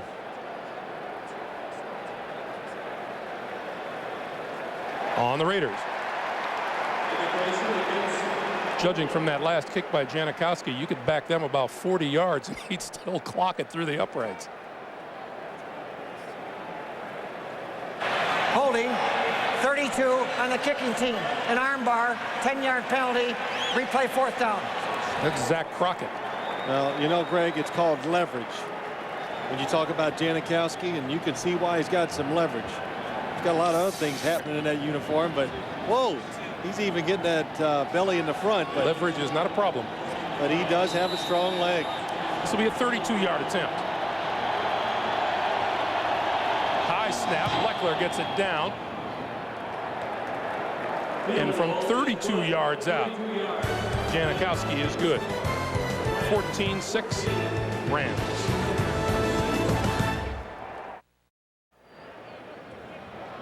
Janikowski's 32-yard field goal attempt. Phil, we were taking a look at Gannon's numbers on that drive. 5 out of 6 for just 38 yards. Tells you exactly what the Raiders are trying to do. Lovie Smith said, I want to see dink, dink, dink. And he made him do it that time, held him to 3 points. Here's Terrence Wilkin from the goal line. Oh, huge hit. 20. Oh, tripped up just short of the 25-yard line. Marcus Knight made what was possibly a saving stop. Another fine return, though. There's Lovie Smith doing a little coaching on the sidelines, and his defense has been very, very active today, to say the least. And you can see it right at the start of the day when Tommy Polley made the 4th down stop on the Raiders. They've been all over Rich Gannon. In fact, Rich Gannon told us yesterday, you know, this Rams defense is the same guys that the Rams have won with, and they're more dangerous on turf than they are on grass. First down. He could be an analyst. He was right. Marshall Faulk trying to turn the corner. Did turn the corner. Bumped out of bounds at about the 37. Boy, Bill Romanowski is going to say that he was held, but there are no flags on the field. I tell you what, that was just fun to watch. Marshall Faulk. Good blocking on the outside. Watch Bill Romanowski. Is he held? Probably, but the hands were inside. The official cannot really see that when an offensive lineman, or at that time it was a tight end, Conwell, they get their hands inside, you're going to get away with it. You know, I know you're not supposed to call penalties on what you think, but if a player doesn't turn around for the ball player going behind him, you've got to think he's being held. First down, Faulk up the middle to the 40. Well, Greg, just to go back to your point, we've heard defensive linemen tell us you just can't get held. That's one thing you learn as a defensive player. When they grab you, you've got to get away. Don't let the offensive man continue his blocking, no matter how he's doing it. Meanwhile, Marshall Faulk, 16 carries for 70 yards on the ground today.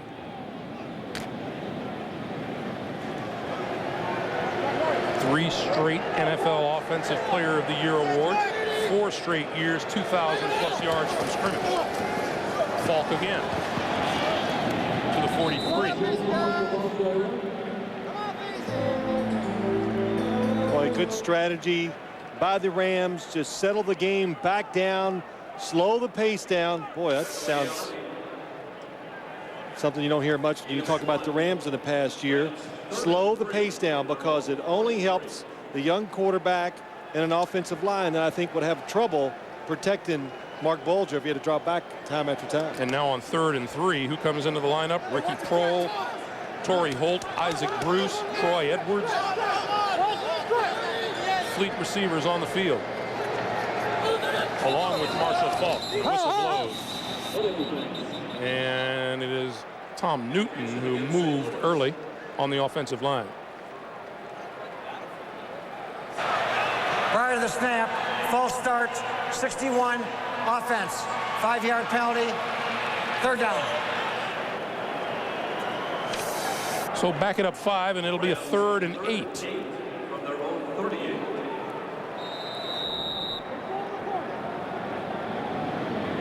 The fans here in St. Louis are happy to see a team that more resembles the Rams club that they're used to seeing around here. Coming up on 5:40 to play in the 3rd. And more movement on the offensive line. Made me flinch. False start, 62, offense, 5-yard penalty, 3rd down. This time it's Adam Timmerman, and at least they're spreading it out. Jim Hannafin, been in the league a long time, offensive line coach. But it sounded like Mark Bulger was going to try to get 5 yards back, or at least make the defensive lineman flinch, get off balance, so it's easier to block him. Bulger out here to Marshall Faulk. With defenders converging on him, he evaded the first, but not the second. Napoleon Harris made the stop. A couple of yards short of the first down, and the punting unit will come on. Get him 11, 4th and 2. On 4th down for the Rams, 17. Mitch Berger, punt. Well, they changed field position the Rams did. Get the first down, move the football enough. Now at least you're going to make the Raiders go, hopefully, a long way to try to get points. Not if Philip Buchanan has anything to say about it. He's standing back at his 11-yard line. Line drive kick. Buchanan from the 17, 25, 30, 35, 40. Hit as he crossed the 45 and gets Oakland some pretty good field position at the 48-yard line. Chris Hetherington with the stop. 39-yard punt, 31-yard return. The NFLCS is sponsored by the United States Army, an army of one. And by Snickers. Don't let hunger happen to you.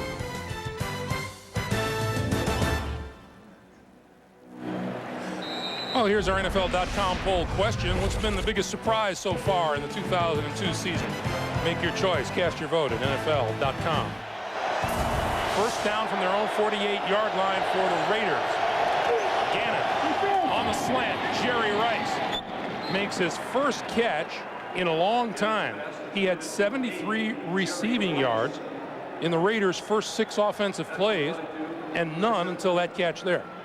Well, you know, I got to say this, too. When you watch Jerry Rice, he really looks fresh. He looks like his legs. He doesn't show the age that he's 40 years old, which is, that's even hard to say. Happy 40th birthday today to Jerry Rice. A 40-year-old wide receiver. 2nd and 1. Garner dips inside 35, and that's enough for a first down for the Raiders. Well, as we said, Jerry Rice, 40 years old today. The only wide receiver in NFL history to play into his 40s, drafted back in '85 by the Niners. He's in his 18th season, still going strong, resurrecting his career with the Raiders. He holds every major NFL receiving record coming out of Mississippi Valley State. I guess you can say he's made his mark on the game. First down from the 35-yard line. Charlie Garner cuts inside the 30 to about the 27-yard line. Tommy Polley with the tackle. Boy, good-looking play by the Raiders. Little misdirection. Roland Williams, the tight end, leads it up in there. Helps him get some extra yards. Talked about how long Jerry Rice had gone without a reception. Tim Brown only has 1 catch today, and that's good for 13 yards.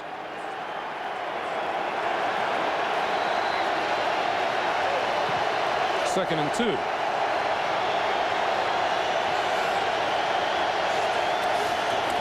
Kirby for a first down at the 25. You know, Greg, you talk about that Tim Brown's only got that 1 catch. But now with the Raiders, you got Brown and Rice. Jerry Porter is definitely one of the 3 receivers. They don't, as Jerry Porter said to us when we talked to him yesterday, he goes, last year, I was just a clear-out guy. I just made holes for them to catch it. This year, he's part of the offense. Along with Charlie Garner, it's hard to have all the passes just thrown your way. Gannon to throw over the middle to the 20-yard line. And tight end Roland Williams made the catch there. Jerry Porter, it's worth pointing out, was a wide receiver at West Virginia when Mark Bulger was there. He was that's right. He was the quarterback and a wide receiver.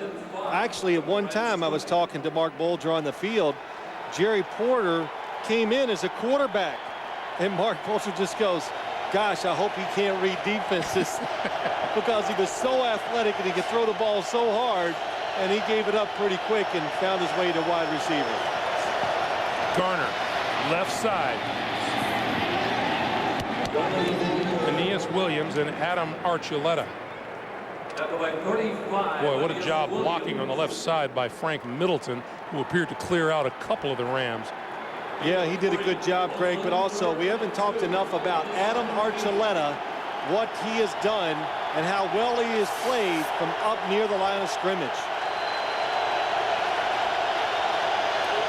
Gannon pulls it down, now throws over here, in and out of the hands of Roland Williams. And that'll bring Janikowski and the field goal unit onto the field.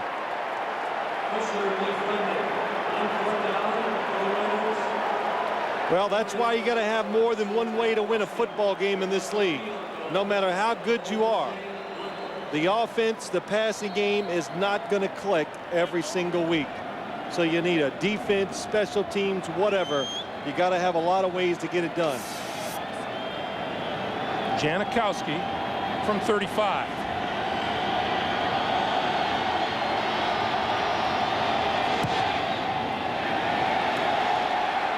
He missed it.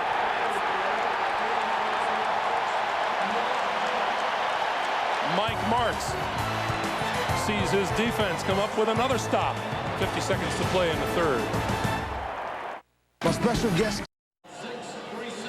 Sebastian Janikowski just missed from 35 yards out. We think we know why. Adam Trude, long snapper, watch the low snap to Shane Leckler. Yeah, it's a low snap, takes a bounce, but he gets it down pretty good.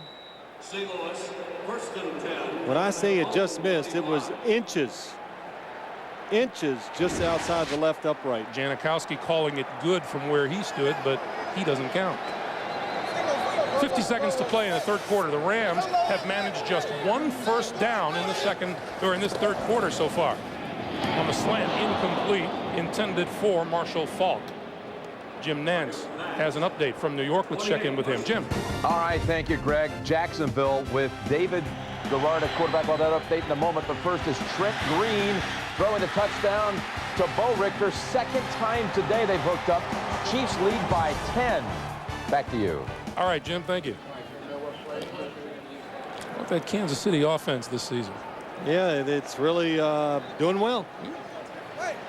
Always nice to get confirmation from you on my thoughts. Well, thank you. 2nd and 10. Faulk, running room, right side. First down yardage, and across the 40 to the 41. Marshall Faulk has hit the field with a purpose today. Yes, he has. In the offensive line, they're going against the #1 rated run-in defense in the National Football League. And look at that hole that Marshall Faulk runs into. And Greg, Mike Martz said he wanted to see some passion out of his football team. He's seen it from his defense, and the offense is doing the same, running the football today. They've done it very well. There are the numbers. Oakland's allowing 59.5 rushing yards per game. And the Rams have chalked up 89. And with that whistle, we come to the end of the third quarter with our score. The St. Louis Rams 14, the Oakland Raiders 6.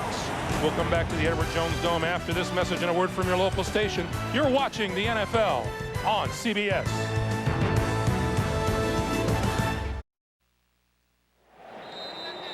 I believe that young man down there on the sideline just said it's his 10th birthday today, and he's about 30 years behind the man whose bobblehead doll he possesses, Jerry Rice. First down, St. Louis. The pitch for Faulk. Faulk tucks it back. Midfield. Breaks it outside. Back inside. Inside the 20 to the 18 and a marker along the way.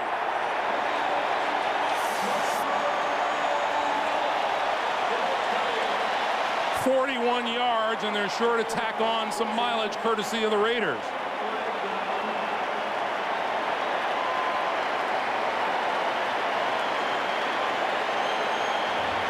What a cutback by Marshall Faulk.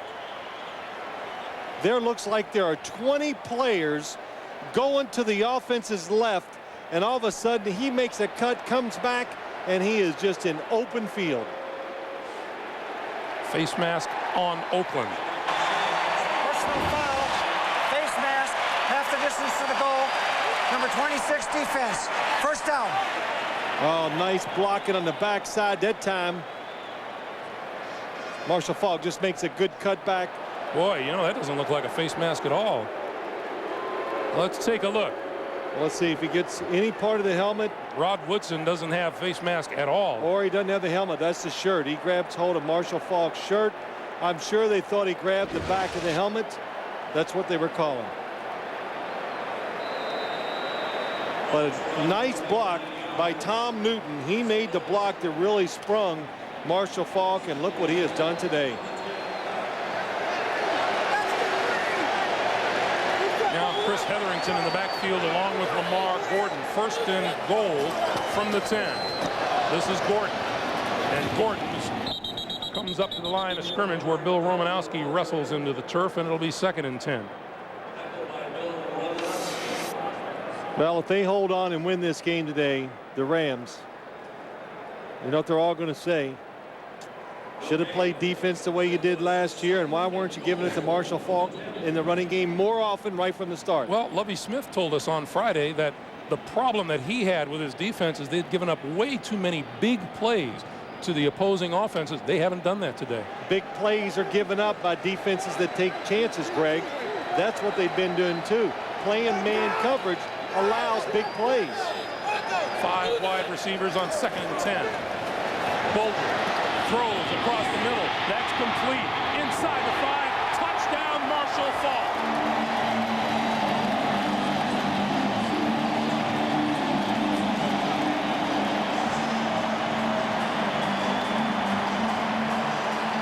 With a helping hand from Mark Bolger, Marshall Faulk has put this team on his shoulders here today. Yeah, Marshall Faulk has just been tremendous. Look, comes over the middle, slows down, exactly how the play was designed. The defenders start to come towards him, then he takes off again, and Bolger stands in there. Defenders grabbing his leg, and he still makes a good throw. What a play. Marshall Faulk scores his 1st touchdown in the last 3 games. The extra point is good. 21-6 is the score. The guys filling in gets a congratulatory pat from Kurt Warner.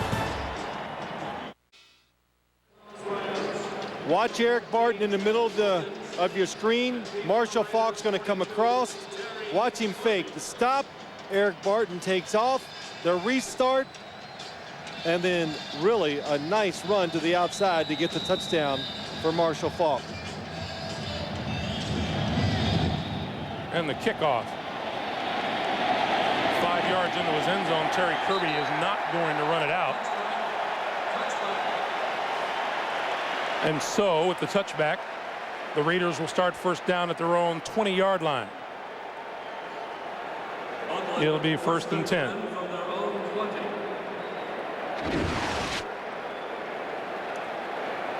There's the pass to Marshall Faulk, and Faulk works his way to the end zone to give the Rams the 21-6 lead. The NFL on CBS is sponsored by Chevy Trucks, the most dependable, longest-lasting trucks on the road. Chili's, like no place else. And by Coors Light, the official beer sponsor of the NFL. Cold down easy.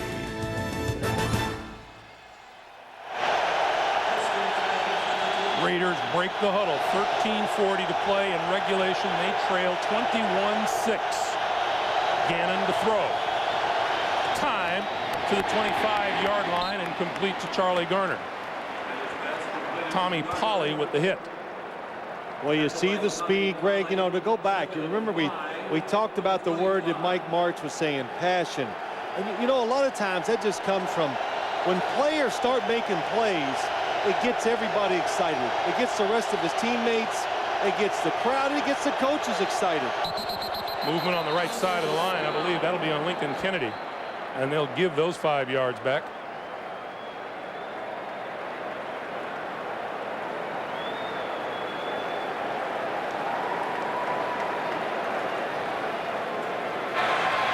Snap, false start, 72, offense. You know, I have all the respect in the world for Lincoln Kennedy, but he can't argue that if I saw it from up here.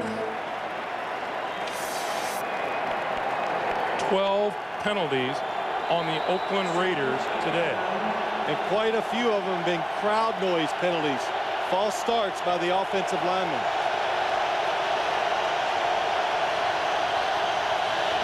Gannon over the middle. There's Tim Brown. Tim Brown to the 40 and out to the 42-yard line. Only his 2nd catch of the day. Wow, Rich Gannon has to stick it in there. Jerry Rice and Tim Brown, why they are not catching a lot of passes is because the defense, the Rams are playing. They are given the middle of the field and short. That's open, but Jerry Rice and Tim Brown are to the outside.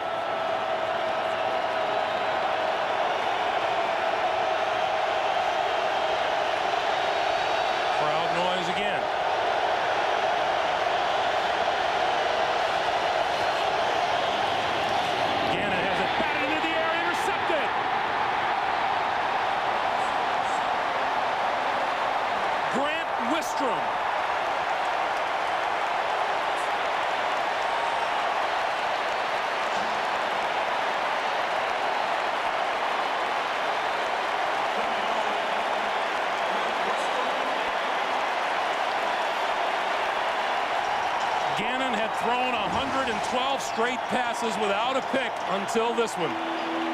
Well, when you play this style of defense, Tyoka Jackson, nope. Damian Lewis looks like he's the one that knocks it down, number 92. But when you play a defense that makes an offense throw the football short, think about it. It's going to be hard to get to the quarterback because he's getting rid of it quick. So you as a defensive lineman, you need to adjust. You've got to start making your push, and if you don't get right to the quarterback, stop, raise your hands, and that's what happened that time. Grant Wistrom, his first interception of the season. Line of scrimmage, the 33-yard line. Falk. Shakes a tackle. Comes back the other way. To the 25. To the 20. 15. Cuts back. To the 5. To the 1.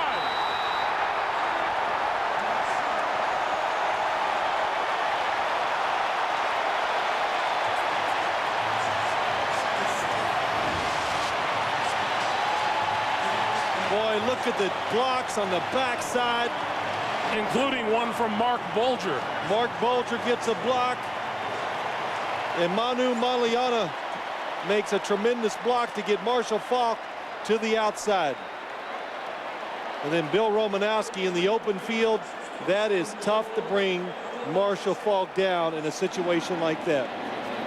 Napoleon Harris is the one getting blocked there by Bulger. And timeout is called before the play clock winds down. So St. Louis uses its second timeout. First and goal from the 1-yard line when we come back. Injured starter Kurt Warner with the headset on, and number 12 is Jamie Martin, who would have started today, except he took a hit and had a swollen left knee all week, couldn't practice. He was injured in the loss last week to San Francisco. Trung Candidate is in the lineup. Straight ahead. Touchdown. Bulger.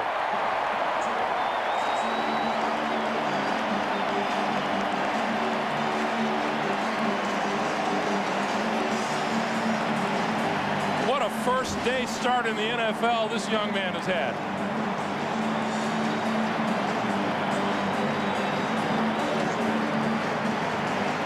Three touchdowns throwing, one running the football for Mark Bulger.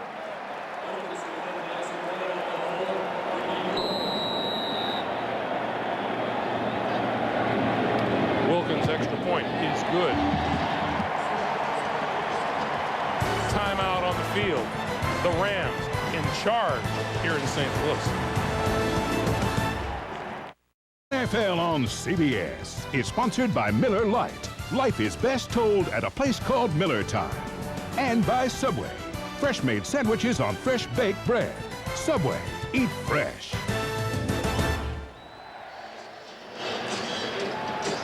Well, a fired-up Rams crowd is firmly behind a fired-up Rams team and young quarterback Mark Bulger, who has been outstanding today. 3 touchdowns throwing, 1 rushing. You see his numbers.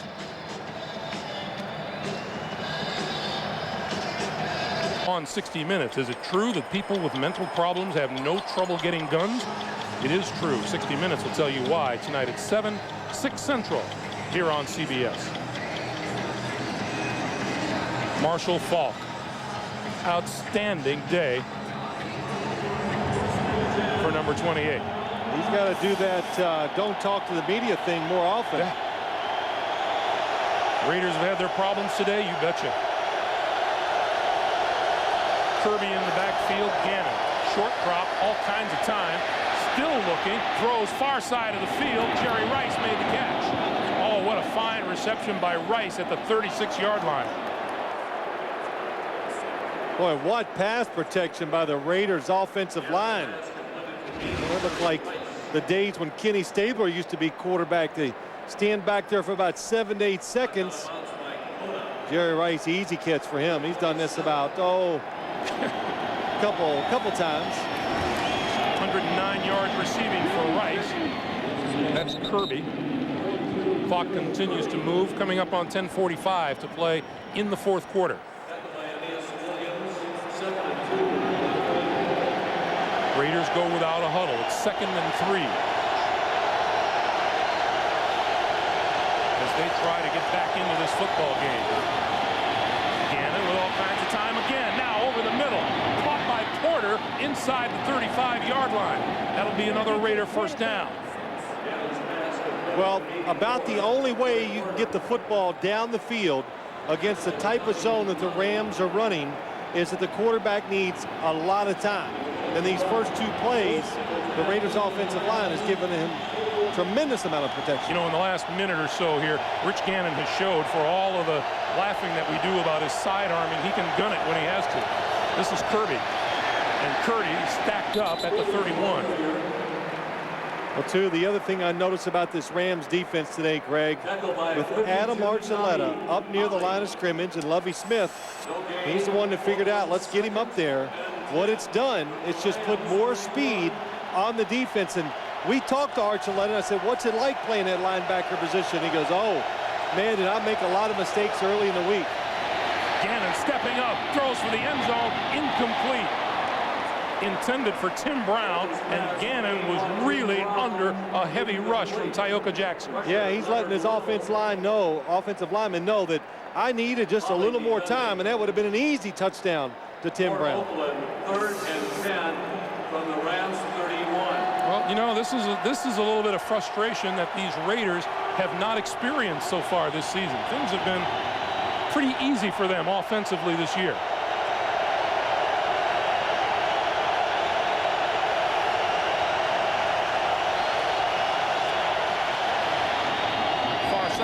Complete to Jerry Rice, out of bounds inside the 15, and a first down, Oakland. Well, Greg, teams last year started playing the Raiders this style of defense.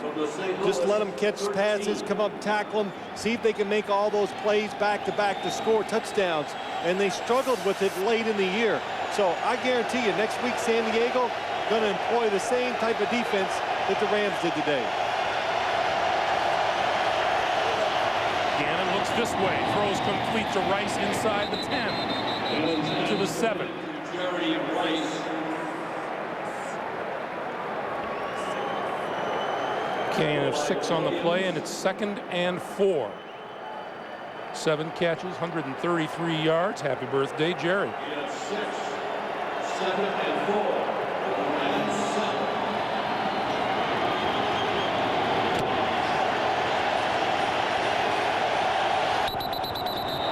Saw Lovie Smith indicate timeout there on the sideline, and his team comes through with a timeout call.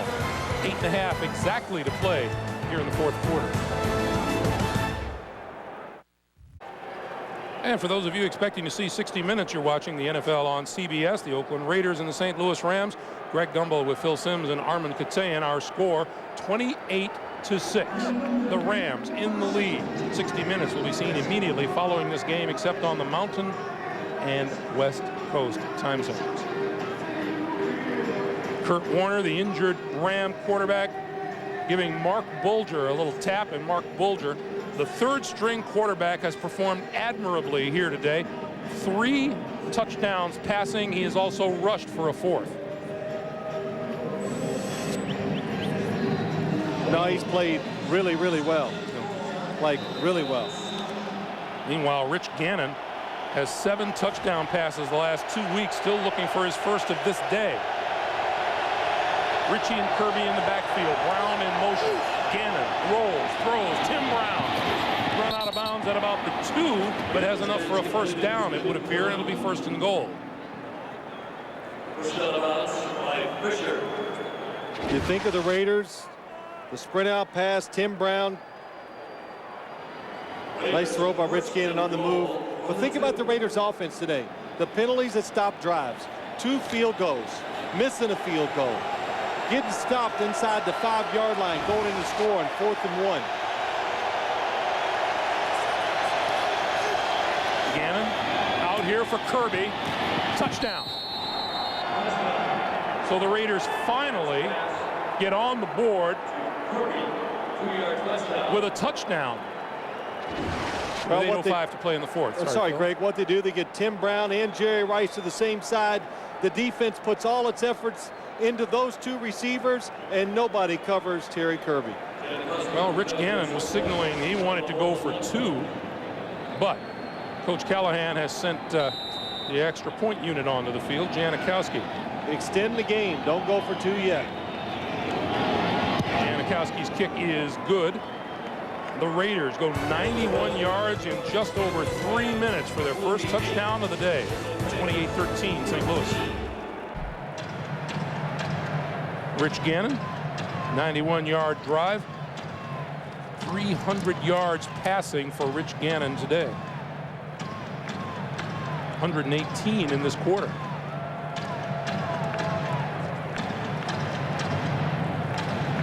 Well, the Rams guard against an onside kick.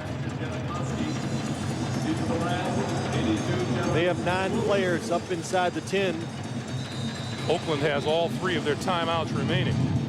Janikowski is going to kick it away. Yo Murphy from the 2, thought he was in the end zone. They're going to run it at the 10, 15, the 20, and out at the 22-yard line. 83, Yo Murphy on the return. This has been the Rams game from the start when they came up with a big defensive stand, and then Mark Bolger has taken over with not 1, not 2, but 3 touchdown passes. Marshall Faulk has done his part in the running game, and Bolger ran it in from a yard out. After 2 field goals, Terry Kirby on the touchdown pass from Rich Gannon, and we stand at 28-13 with just under 8 minutes to play. Those rushing yards for the Rams, courtesy of one Marshall Faulk. Well, for the Raiders to have a chance, they almost have to stop them in 3 plays and out.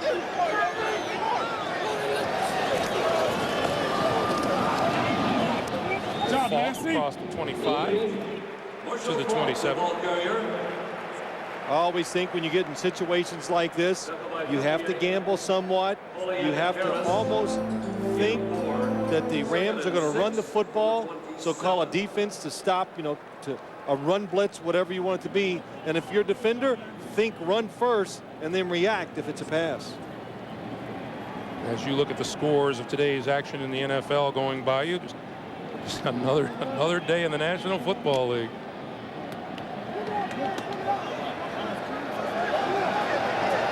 With its fair share of surprises. 2nd and 5. Bolger to throw. Time in and out of the hands of number 81, Torrey Holt. Bolger's pass, 81. And it'll be 3rd and 5, and let's check in downstairs with Armin. Thanks, Greg. Mark Bolger, just a little follow-up on his story. Mike Martz said he did little more than just pick up a paycheck last year, just along for the ride. So in preseason, Mike Martz created a controversy and really created competition for that number 3 spot. He forced Bolger to really prepare every day in practice and perform under pressure situations, which he did in the preseason, completing 67% of his passes. He's really responded much like he did today, Greg. Back to you. He threw 3 touchdown passes, threw 3 interceptions in the preseason. Bolger hit as his arm was going forward, and that's an incomplete pass. Bill Carollo called it immediately, and that'll bring the punting unit on. John Perella, Travian Smith, both in on the quarterback. The Raiders got themselves a good pass rush. Well, they got what they wanted.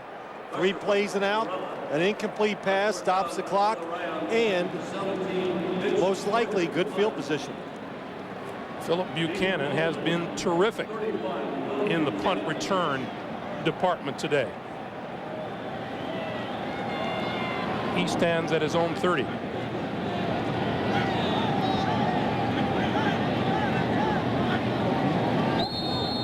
And we get flags.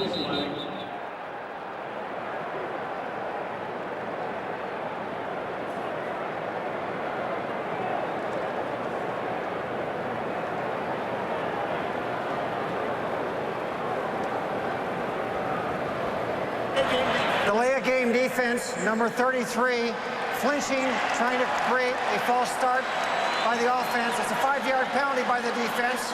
Still 4th down. That's Anthony Dorsett, and you're not allowed to do that to the offense. Nope. It's been a rule they put in. I don't know. It's been about, I'm going to just say 4 or 5 years ago. Does that sound right? See, it seems like 2. So whatever you think anymore, just double it. Because everything just goes so fast. Still a punting situation. Berger gets it away and gets a fine kick chasing Buchanan back, and it sails out of bounds. And this is going to be at about the 15-yard line. Good kick by Mitch Berger of 53 yards. And we remind you, next Sunday, division rivals get after it. Drew Bledsoe leads the Bills against Ricky Williams, and the Dolphins will be out west. Drew Brees and the Chargers battling Rich Gannon and these Raiders. Check your local listings. It all begins with Jim, Dion, Dan, and Boomer on the NFL Today. For more, go to NFL.com. America Online's keyword is NFL.com. Understand that computer of yours is actually on the premises. I got it going. Haven't turned it on yet, but it's there. It's hooked up. I can't wait to hear you say you turn it off every night just to conserve the power. No, this is the week I'm going to email you.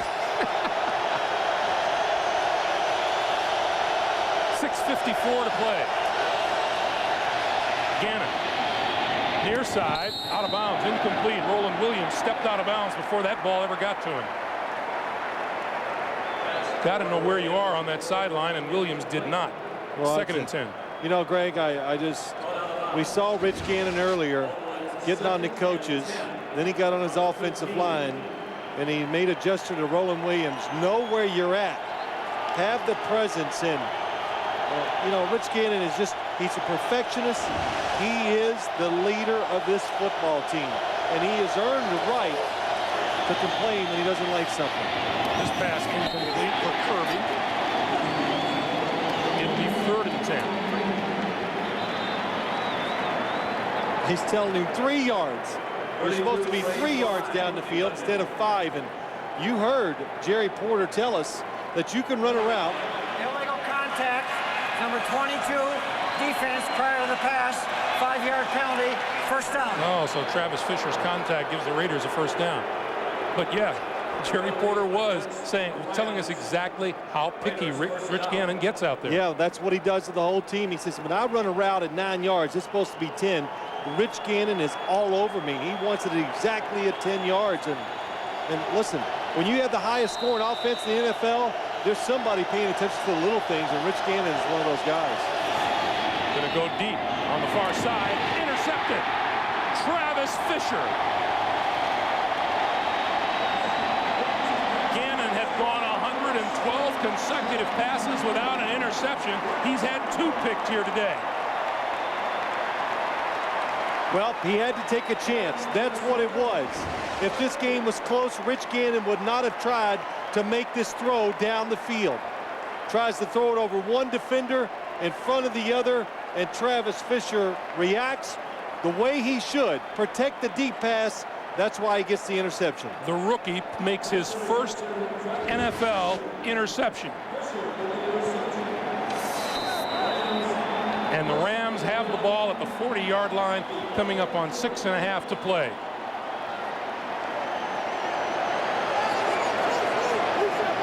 Rich Gannon's numbers. You might figure Marshall fought to get a little work killing the clock right here. Slides down at the line of scrimmage. It'll be 2nd and 10. This has been an outstanding effort from the St. Louis defense today, a defense that we saw back in the preseason and were awfully impressed by, Phil. And yet that night we were here in the preseason, the San Diego Chargers ran roughshod over them. Yeah, that was preseason too, you know, when they got run over. So I didn't pay any attention to that because none of the regulars were playing. And, you know, I even think back to that, Greg, that they rest too many starters and some of their stars so much in the preseason that helped them. I think it helped them get off to a poor start. That gave us a number 84, Ernie Conwell, the tight end who lined up in the backfield. And again, you go to all the reasons why you want to say the Rams started 0-5, and you know, the offense, it's the offensive line, but what really jumped out at me is the defense, because what did I remember Mike Martz sitting in the room telling us how excited he was about the defense, how he thought it was going to be something special. He didn't say his offense. He was talking about his defense, because the year before, or last year, they were borderline terrific. 3rd and 9.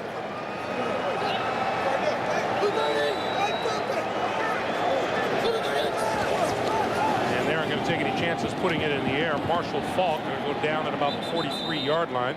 Trace Armstrong with the stop on the far side of the field. Lost 2 on the play. And that will bring the punting unit onto the field. The Raiders call timeout and use their first here in the second half. So that stops the clock with 4:54 to play. And remind you once again, with the exception of the West Coast, 60 Minutes comes your way next here on CBS.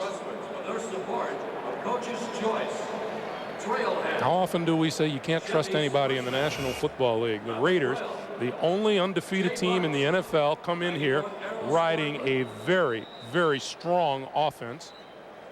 And the Rams were listless in their first 5 games. They weren't caught off guard. The Raiders, they told us, I know they meant it. Rich Gannon, the coach, they knew what this team was. They're 0-5, but in the NFL, even if you're not a defending champion or if you went to the Super Bowl the year before, 0-5 teams, they're always dangerous. They're desperate. Now, did I sense the desperation talking to some of the Rams and just being around there on Friday? No, I did not. But I think it was there, coming out early, making some plays, got the players excited, and really got the fans into it, and they've cashed in on it. A big defensive stand early in the game. Buchanan, fair catch, made at the 12-yard line. So Gannon and the offense take the field again after a 30-yard punt and a good one by Mitch Berger. Now what you do here on offense, you take your time, you still have 2 timeouts, and you just try to score. Or, of course you always want to try to score, but don't think you have to do it so fast to leave you enough time to do it. Bid to win their first of the year, and Rich Gannon goes down back at the 6-yard line. Damian Lewis, number 92. Symbolic of the kind of pressure that they've put on all day long. Yeah, it is. Damian Lewis from the inside, watching the Raider offensive linemen get confused. They both go over Grant for Grant Wistrom. It allows him to get the sack. 2nd and 17, quick pass, and out of the backfield is Terry Kirby, and hit hard as he crossed the 15-yard line. Aeneas Williams. For those of you who have just joined us, Mark Bulger, the 3rd-string quarterback, made his first NFL start today, threw 3 touchdown passes for the Rams and rushed for a 4th. Marshall Faulk over 100 yards rushing.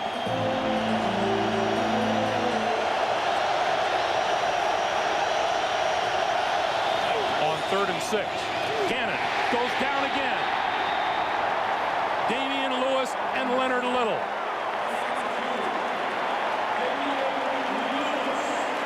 Damian Lewis, last year's first-round draft pick, has battled some injuries, finally getting back into playing shape, and the last couple plays he has been or had a huge impact. Shane Leckler in to kick.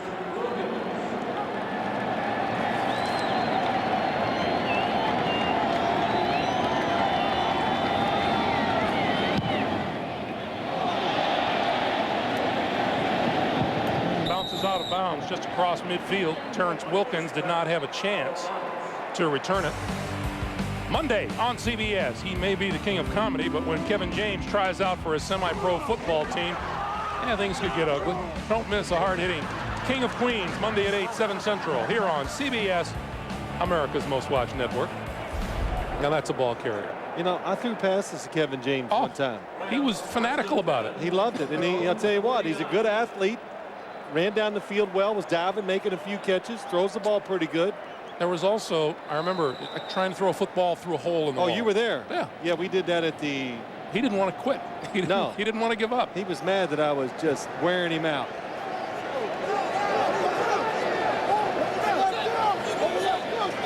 First down for the Rams. Just short of midfield. Here comes Marshall.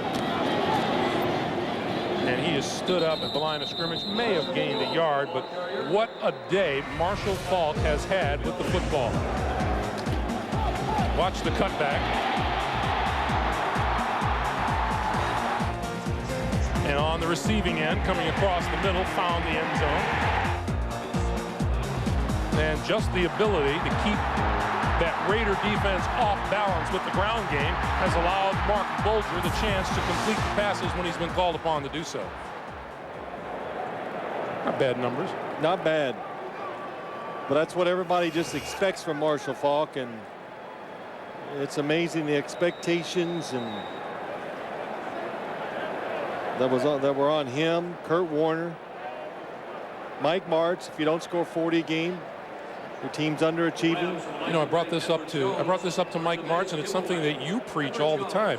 When you're a player, if you don't win that first game of the season, the pressure begins to build with every passing week. Yeah, it really does. You're right, Greg. And we even said it to Coach Martz, and he agreed. It is amazing. And then it gets to a point where it becomes counterproductive. The Rams finally came to grips with it. It looked like this week, and had a tremendous week of practice, and they've carried it over to the game. I think it's safe to say things are getting a little testy along that offensive and defensive front line. Prior to the snap, false start, 63, offense, 5-yard penalty, second down. You know, we should keep in mind, too, that the Rams have done this with pretty much of a makeshift offensive line since early in the day. Grant Williams went down. Look at the penalties on the left side. The left tackle, they had to shift their whole offensive line around. John St. Clair went from right tackle to left tackle. Has done a good job. He's done a good job because we haven't called his name. That unit has had 5 false starts today. The pitch to Marshall Faulk, he had to go back and get it, and now has to reverse field and is buried back behind the 40-yard line. Sam Adams and Anthony Dorsett. The pitch to Marshall Faulk was a little bit behind him, and it slowed him down. And the Raiders used their last timeout with 2:57 to play. You know what, too, talk about Mike Martz, Greg. I just thought it was interesting, and he does a smart thing as a head coach. Doesn't read the papers, doesn't, because you just got to block out all the outside information that's going on nowadays in the National Football League if you're a player or coach, because it would be distracting because there is just so much. But again, he just said, look, I coach the team the way I see it, not how others see it. And, I've known many coaches in my life and talked to them, and they've all say the same thing. If you ever get a chance to be a head coach in the National Football League, you better do it your way, because that's the only way you're going to have a chance to succeed at. Because if you try to do it under some formula that your friend did or somebody else, it's not going to work. You got to just be who you are. And if it doesn't work, so be it. And every year it's proven there's more than one way to do it. Yeah. A lot of styles, a lot of different ways. 3rd and 18. Faulk. Boy, what a day's work he has put in to the 40-yard line. I'm telling you, he's had it now. All these handoffs now late in the game. That Raider defense is coming over there, and he's going backwards. Coach, don't we have somebody on the bench who can do this? Yeah.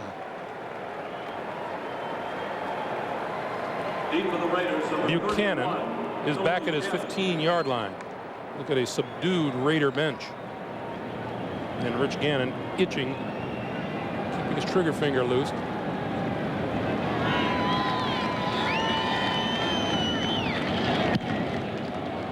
Wobbly kick, penalty marker flies. Buchanan at the 20. Changes direction, back to the 15. Going to lose yardage. Out of bounds at about the 17, and now let's check the flag. We have a hold, and it looks like it'll be against the Raiders. Indication of penalty against Oakland.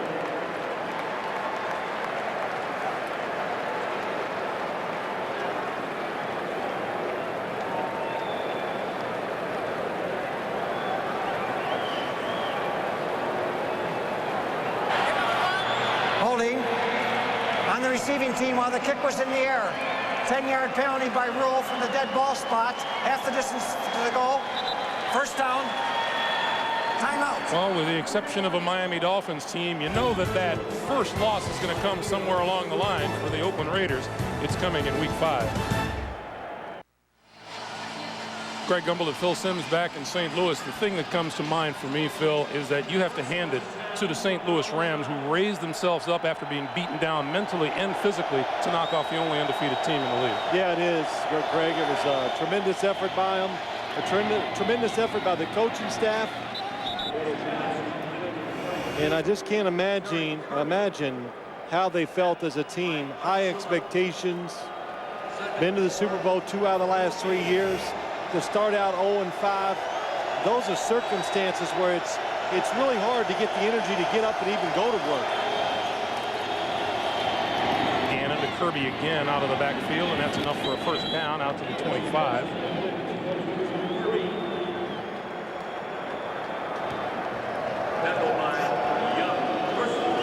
Quick pass out here to number 83, Marcus Knight. And now Gannon wants to kill the clock with a spike. Well, I guess that was their version of the fake spike. And he does.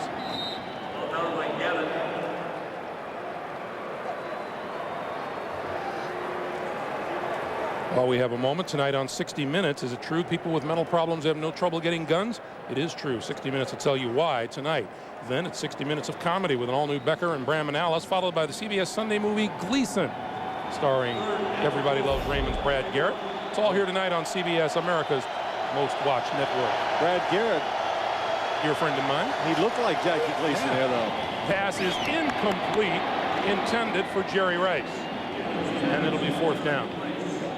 You know, after this game, maybe now Adam Archuleta can go back to that, mastering that art of doing nothing. We talked to Adam Archuleta on Friday. What'd you do during your offseason this year? He was a rookie last year. He goes, oh, I loved it. I loved having some time where I had no responsibilities. Rookies, after their first year, of course, making that first paycheck, it's a good time in their life. That pass is incomplete, and the ball will go over on down. There he is. Adam Archuleta said he missed 6 tackles last week. And he said, the only thing I can do is point the finger at myself and go out and do a better job. Boy, he has done that today. Yeah, he made up for it. He played terrific, and they found the new spot for him, especially on third downs, near the line of scrimmage. And I got to go back, Greg. We're telling the story. You see all the Rams congratulating each other. Adam Archuleta said, I just hung out, and he says, you know, I took doing nothing. I made it into a fine art form. 13 tackles today. He goes, look, I worked out. After you finish working out, there's still 23 hours left in the day. And he enjoyed it. Boy, look at Mike Martz. That is some pressure off of his shoulder, and probably just a lot of fun to see his team come back and play the way that he knew they were capable of and what he's used to seeing from them. How about Rich Gannon? 332 passing yards in a losing effort here today. Well, he's not going to be happy about some of the mistakes that he made himself, and a lot of missed opportunities, but take nothing away from the Rams. They outplayed the Raiders today. They deserve to win. And Mark Bulger will take the last snap of his first NFL start and walk off of the field a winner. And I believe he's walking over to look for his former teammate from West Virginia, Jerry Porter. They meet right now and shake hands. Bulger, 14 for 21, 186 yards, 3 touchdowns throwing, and 1 running the football. For Phil Simms and Armin Katayan, I'm Greg Gumbel. So long from the Edward Jones Dome in St. Louis, where the final score, St. Louis over the Oakland Raiders.